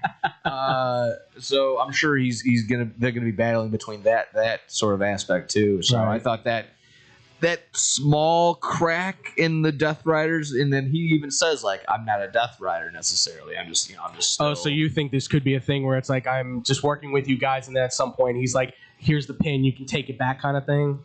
Yeah, potentially. I think they're kind of doing the 50-50 thing of like they're friends, but he's not a Death Rider. But eventually when he wins it, are the Death Riders going to be like, oh yeah, you only won that because of us type deal, and then they just start going after him individually. We helped you, we interfered. Yeah. So. I personally would much rather go the route of have Bang Bang Gang versus Death Riders. Bang Bang Gang gets the upper hand on the Death Riders, leading to Jay White getting to Will Ospreay for the title. Yeah, and that hopefully that maybe even does lead to a Jay White title run. So that would be good too. Yeah, absolutely. I don't want the. It doesn't immediately make sense to me. For one, your storyline of Ospreay turns on Moxley.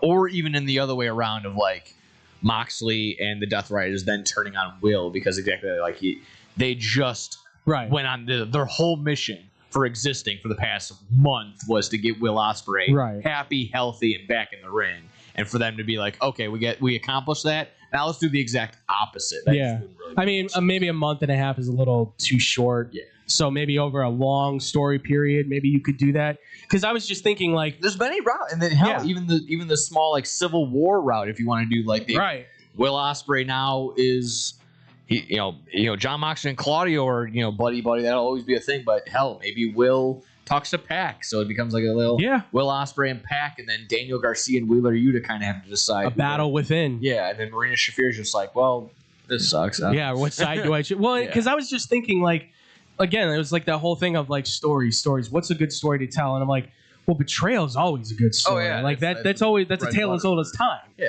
everybody loves that. I mean, what wrestling fan can say that the history of this business has not been built off the shoulders of guys turning heel or even turning babyface, right? To turn on their friends or something. So, like I said, I didn't have all the logistics when I came up with these.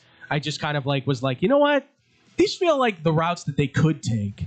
Maybe my time frame was certainly off by a good portion, but I just they were good. I mean, of course, as a wrestling fan, I've definitely read and heard worse ideas. I appreciate those actually have legs to it, and they have something that could be, if not taken straight up, it's going to have some sort of influence or look like that to some degree. We're gonna look back at a conversation a couple of weeks from now. I'm sure it'd be like, we were close. Yeah, exactly.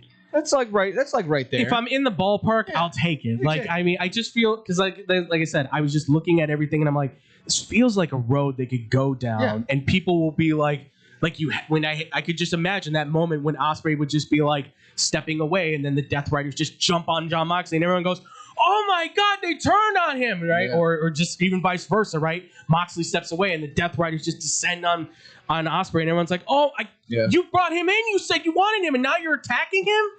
I could totally just straight up be like, just do the John Cena, the Rock to John Cena, do that, and as Will is hugging John Moxley as he's holding the title at All In above his head, he goes in for the hug, like, thank you for everything, and then he just looks at Peck and just goes.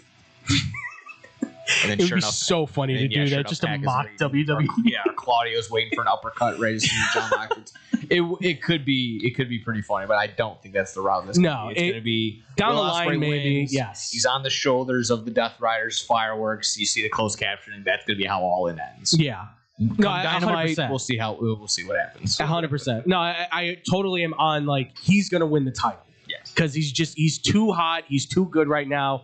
I mean, I see him everywhere now. He's doing interviews all over the place. I just saw him where he's bashing TNA for bringing in Hulk Hogan. That was the last one I saw, which, I agree with you, buddy. I'm right there with you. So, but then the Kenny Omega one, you good with that one, or like, what do you feel with that? Yeah, I'm not opposed to it either. Yeah, and if it's just, I feel like somebody's got to challenge life after Omega, like searching for the title again. It's, you probably do the usual, like he's away for a little bit, then comes back, and exactly that. You're like, what is my goal? Maybe my goal is just to be a thorn in Don Callis' side. Why not? Till I can no longer wrestle, which I don't think that's the worst case. Like, exactly that. There's not really much to do after. Like, is he just going to be?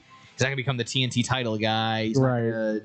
It's that kind of ship has sailed. Maybe give him one more international title run and have him, or do that, or have him win the go to Japan, maybe do something there. Have him win the Continental Classic, have him do another one of those, have him do a G1 Classic again in New Japan, and then probably call it a career, call it a day. Yeah. Well, as much as I love him, like, he owns part of AEW, correct? Not owns. He's one of the VPs. Okay. With the Young Bucks. So then he'd be moving technically to a suit regardless. Yeah. So I thought, I'm like, you know what, it'd be an interesting kind of battle that they could have then, and it'd just be funny. I just saw him come out like the same exact suit as Don Callis, just like mocking him, like, this is the House of Omega, and he was just like, glasses. Yeah, and I think he drawn the scar on his forehead. Exactly. I just think that it would be, there's comedy there, there's a story to be told there, because they have history, because he was Callis' protege, correct? Yeah, he was Don Callis. Yeah, he's Don Callis. Obviously, he tries to take the credit. I think for everybody, for everything and everybody. But yeah, he takes the credit for Omega versus Jericho, right? Which then, of course, in turn, laid the groundwork to become AEW in the first place. Correct. That's what he. Which I always love joking too. Whenever I go to the live shows and they start the F Don Callis chant, I always go, "What? If Don Callis didn't exist, you'd be at home right now going, remember NXT Black and Gold? Wasn't that awesome? Yeah, that's what you would be doing. So so it's fun, being the heel in the crowd doing that, and then you get a couple laughs here and there. And I'm sure one or another is probably, hopefully me jokingly saying that, it does actually hit home for something just like, yeah, you know what, you're right. Yeah, it's possible. Yeah, I would just be at home doing remember Aleister Black versus Andrade? Yeah, he'd be doing the member berries all over again. Remember Roderick Strong? Yeah. Oh God. Also, too, I guess I'll ask this real quick because I don't have anything WWE wise. It's just been nothing burger as far as I'm concerned.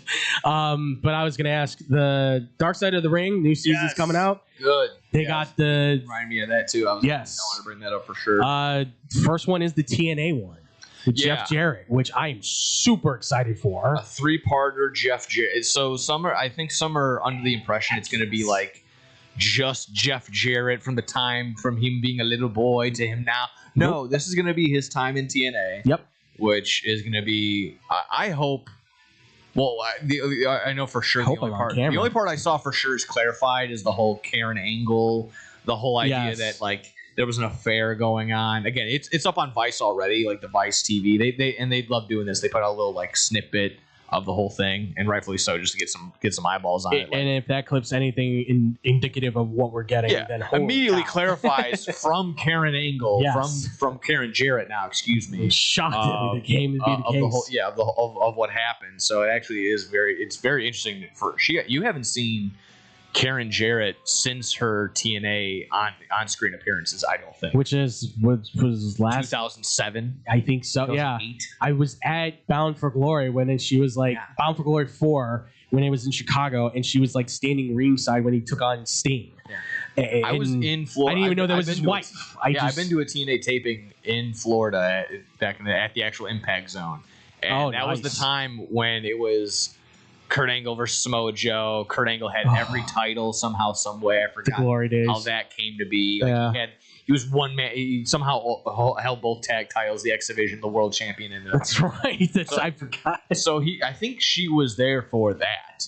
So I think I may have even seen her live in person for that one. Okay. So again, that was like 2006 or 2007. Yeah, no, it's the fact that they're doing this on TNA, and I love that because like. Oh, right. And they're talking about like the perfect time frame, because I started watching in like the early 2000s because I was just like, what's this on TV? TNA? And I didn't know what it was, but now I'm seeing. That's when I got introduced to Samoa Joe and AJ Styles, and then obviously here comes Christian, and then came Kurt Angle. I mean, that was the Spike TV days, yeah. Oh, I loved the Spike TV days. Yeah, those were fantastic. When you would be watching. I remember kind of even watching 1,000 Ways to Die. 1,000 Ways to Die or Mansers and Pros versus Joes. They used to have the basketball trampoline. Then that would go into TNA. Yes. And then like TNA, after TNA, you'd either be watching 1,000 Ways to Die, Mansers, American Gladiator, American Deadliest Warrior. Yes, Deadliest Warrior was on there too. Yes. Oh my God, all those shows are just ridiculous. I think this 3-part TNA Jeff Jarrett thing is going to be the unofficial rise and fall of TNA. Okay. Yeah, I've seen a lot of people saying like they think this is what it's going to be. Like it'll be his story, but it's more so going to be about. It's going to be him. We made it to a pinnacle at the top in the 2000s, and then it just fell off. It's gonna, it should highlight for sure the idea of one, how popular they were, and then it should definitely highlight the fact that they definitely chose wrong place, wrong time to start competing with WWE. Brought in the wrong people 1,000%. I hope it highlights the fact that how just dumb Dixie Carter is, and I think they're gonna. From everyone I saw that has been interviewed, I think we're gonna get a ton of that. I hope we get a Russo versus Cornette segment. Because Russo was for sure interviewed. There's no way that Cornette was not interviewed, and that he give him any time, give him money. He loves him, Mike. He loves talking crap about Russo, so it doesn't matter. So he'll do that for free. They are more enemies than anyone. If we don't get a minimum of at least 5 to 10 minutes of them just going like, I had this idea, and then you shoot to Russo. Bro, I had this idea, and he takes credit, and it just he thinks that he wrote that. Are you kidding me?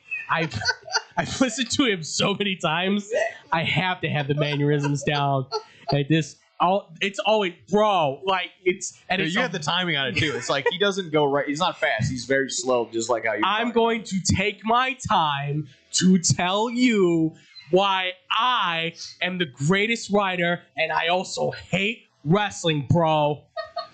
You got it, dude. You literally got it. That was one for one. I've listened to his podcast too. That's for somebody who, I just wanted to check it out.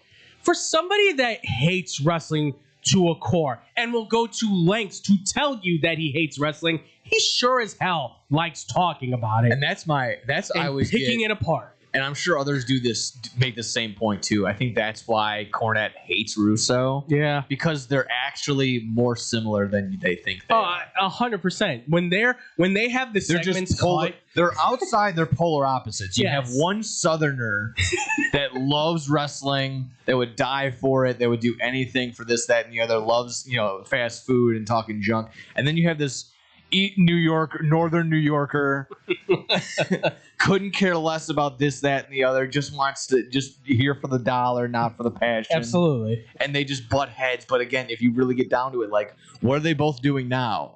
Both going to sit there and tell you they don't like wrestling or they don't like the product that's happening in front of them. Yeah. But they will tell you that for 3 hours on their paid podcast. 100%. That again, they hate wrestling in the way that the state of the business is today, but they will talk about it and get paid for it by fans that also hate it for some reason too. I mean, you have Vince Russo going out there bashing on fans for their takes, and then you have the same thing coming from Cornette, who just had this notorious backlash back and forth on the internet with what's his name, Walter Hauser, and Paul Walter Hauser, and then the Mason Rook guy. Yes, Mason Rook, because he was critical of Mason Rook. Called him a human waterbed. Yes, which is funny. It's funny. I mean, I like Mason Rook. I do agree in some capacity with what Cornette's saying, though. Like, I think he will get buried. Unfortunately, he will get just streamlined down the pipeline of just being another guy. But I do.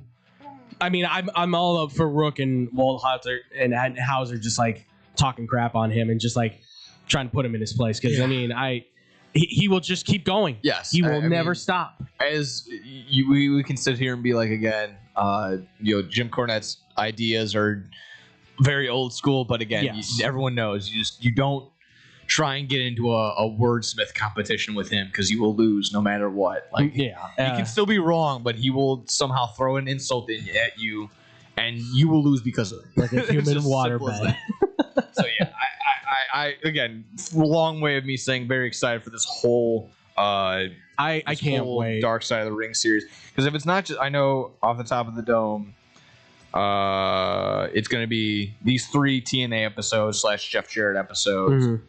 Let me see what I know. There's one this year about Big Boss Man. Which Okay, ought to be interesting as well. Because I've been trying to catch up on the more recent ones. I wasn't able to finish the last season with Billy Graham and all those guys. And okay, there I got it right here. So 3-parter Jeff Jarrett TNA, a Mr. Wonderful Paul Orndorff episode, which very interesting. You don't really hear too much about him or the dark. He had a long time in the business. I know that from being a guy that was in the ring to then working in the back, but I guess he had his own demons he was fighting with broke his too, arm or something like that. And it was more like the painkiller side thing. Yeah. So, yeah. Big Boss Man gets an episode. Missy Hyatt gets an episode. Okay. This one I'm very much excited for. Just the Necro Butcher versus Samoa Joe episode. Wow, I have not heard that name in a while. Yeah. That's been a minute. Holy cow. And you go back and you watch that match, which you're going to see a ton of it in that episode. But absolutely, it just beat the piss out of it. Oh, they were dead. They were walking. Yeah. They were walking dead. There's no other way. And then it finishes off with a Zach Gowen episode, and then Rick Wilson, aka WCW's Ultimate Warrior. That's interesting. I mean, because I knew about him. Oh, sorry, Rick Wilson, aka WCW's knockoff, Ultimate Warrior knockoff, the Renegade. So that's my apology. Yeah, I remember watching old WCW replays and seeing him and being that is just Warrior. Yeah. That is just clearly they just wanted to rip off Warrior. Oh yeah. But I okay. I mean that sounds like a good lineup to me. Those are some stories I'd like to hear. Yeah, 100%. Yeah, that's. God, I can't believe they're doing that with Samoa Joe. That's crazy. I have not, like I said, I hadn't heard that name for sure. I know that, and then I Necro Butcher's still around, so he definitely probably was straight up interviewed as well. He has no like. I can't. That's going to be interesting to hear their two sides of that story. Of just like, was it just like they hated each other? Like I don't even know like the full state of that thing. Like. I mean, I'm assuming they just maybe the stiffest matches I've ever seen in my entire life. Like straight up, like there's a point where Necro Butcher gets just not power bombed. He just gets suplexed onto his head and face onto the concrete floor at his seat. Like, dude, it's just no give. And they just I think the way that match ended was Necro Butcher was legitimately knocked out. I could be wrong. Well, I know the story goes that they were upset with each other and they really started punching each other at some point in the match. It went from we're just throwing feints at each other to now like, oh, we're hitting each other. Now we're fighting. Like there's no more like we'll do wrestling, but we're fighting. We're now trying to take each other out. So I'm intrigued with that for sure. But that's all I had for the off the rails on the mat situation. You got anything from your side, Nick, that you wanted to throw out too? No, I don't think so. Again, just I'm very much on the side of AEW. I'll keep up with that. I'm glad that AEW All Out is going to be back here in Chicago. Very much well deserved. Haven't had a Chicago show or a Chicago pay-per-view since World's End, late last year, 2025, December 27th, 2025. So I haven't had a show since. But I'll be excited for also, like I said, New Japan show coming up this Saturday. That should be fun. G1 Classic has not been in the States since 2019. Okay. So I think that's pretty cool. We'll see the usual. We'll see Zack Sabre Jr. in action. We'll see Takeshita in action. Who else is going to be there? I think El Phantasmo might be there as well.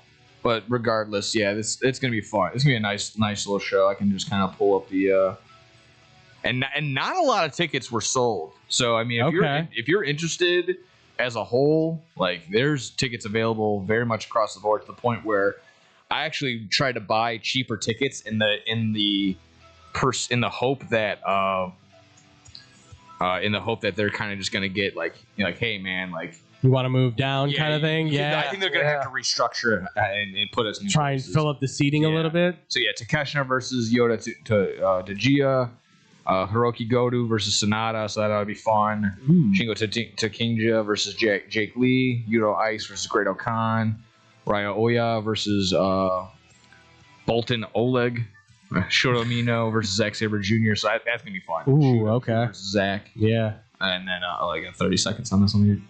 Add a little bit more. That's a good way. That's also a good indicator that we should get out of here. Yeah, Aaron Wolf versus Henry, and then So it's gonna be fun. It's gonna be a lot of hard, strong style, hard hitting action, but it's gonna be good. So I would say more and more I'm diving into wrestling, the more I'm watching the Japanese, I'm really starting to get an appreciation for exactly what they can do and all that they sacrifice too. I will say they put their bodies on the line just like any other wrestler does. But man, some of those guys are just willing to be like, hey, if I break, I break. And I'm like, holy cow, guys, chill. We all don't have to be Darby Allin. It's okay. We had a very fun wedding. He had his mom. I love that. His mom body slammed him in the thumbtacks. Oh, that is... And it was something about Bam Margera hanging out with Brody King. It just made my heart smile. That was a nice little keep doing that, Bam. Keep doing your thing. Keep getting better. That was an awesome thing to be able to see. Like just that whole setting just spoke to like, you know what? There's a warmth there that everyone's just having a good time and that this man can clearly still celebrate with thumbtacks in his back. That's crazy. I'll just say this, not to end it on a sour note, but for WWE, the only news that I was able to find is apparently Rodman's going to be inducted into the Hall of Fame. Who? Dennis Rodman. I thought he already was. According to, I mean... Yeah, he already was this year. Oh, was he? Yeah. Okay. Then this is an old post that just popped up on for some reason. Yeah. Yeah, this is from March. I don't know why. This is from March that just popped up. I don't know why. I was looking up kind of... I haven't watched anything from last week. The only big news is Sheamus leaving yesterday. And then Sheamus. Rumor of between him and or the New Day popping up in AEW. We'll see. That'd be fun. I'd be very excited for either or. I'm not opposed to it. They only help to add value, I think, because of their ability to storytell, talk on the mic, and their athleticism is out the wazoo. So, I mean, if you get even the smallest inkling that the bar could reunite between Claudio and Sheamus, that makes me happy. From what I understood, they're still friends. They're still talking on a regular. So, who better than to be like, hey man, come on in. We could always use another writer. So that'd be interesting for sure. But I think that's going to do it for the Off the Rails segment, and that's going to do it for our show, ladies and gentlemen. So I hope you have enjoyed this. I had fun with this. This was a good one. I'm glad I was able to finally get those off my chest to Nick, and I'm glad. You know what? I feel like I'm in a good spot. Then I feel like I'm on the right track for wrestling. Yeah. At least with AEW, I can't tell you anything with WWE. I don't know what's happening there. Cody loses the title, and then he's gonna win back the title. I don't know. Yeah, I just gotta say, you're thinking logically, and that's very dangerous for wrestling and wrestling fans and wrestling writers. So look, I don't want anything coming out of a box again. We don't need any more of that because if you ask Vince Russo, he's like, bro, he still thinks that if things come out of a box, it's marquee movie. You're over. Yeah. I can't stand you. Again, as funny as ridiculous as Russo is, he's not wrong. Cornette does think that you can still get like a storyline out of like a chair shot now. If they would, that's the thing. If they both would just find a way to combine into one person, they may come up with like a decent amount of like of things to say. They will never agree. They will clearly go to their graves hating each other, and even when they're in their graves, whichever place they go to, they will be arguing. With Cornette going, well, I told you, and him going, bro, I told you. Yeah. It will never, ever stop. You know what? Cornette versus Russo in the ring. Why not? Why not you two just get in the ring and just have it out? It can even just be like a boxing match. I don't even care at this point. AI, get to it. There you go. Well, folks, let us know. What do you think? What are your thoughts? Comment down below. Let us know. Blowtube Whistle 1 on all the social media. BlowTubeWhistleRadio@gmail.com. Friday, you guys got dogs, I'm assuming? No. Okay. We are on Tuesday, Wednesday, Thursday. Now we're good. Okay, cool. Well, then I guess maybe Friday we might be looking at a Bad Karma episode. Possibly. We'll see. I will then keep you guys updated for what we do with X-Bomb Sports. We will see if maybe we'll go live, maybe we won't. We'll keep you guys updated. I got to talk to Scotty. It's all on him. It is all on him. So with that, ladies and gentlemen, thank you all so much for listening. Thank you all so much for watching. Stay positive, be positive, and hopefully positive things will continue to happen to you. We'll see you guys hopefully next week for another great show. If not, we will definitely see you then Friday for sure. Maybe, who knows? I mean, I'm just keeping everything open at this point in time. But with that being said, we love you guys. We appreciate you guys. You're the best fans in the world. We'll see you on the next show. And as always, much love. Peace out, everybody.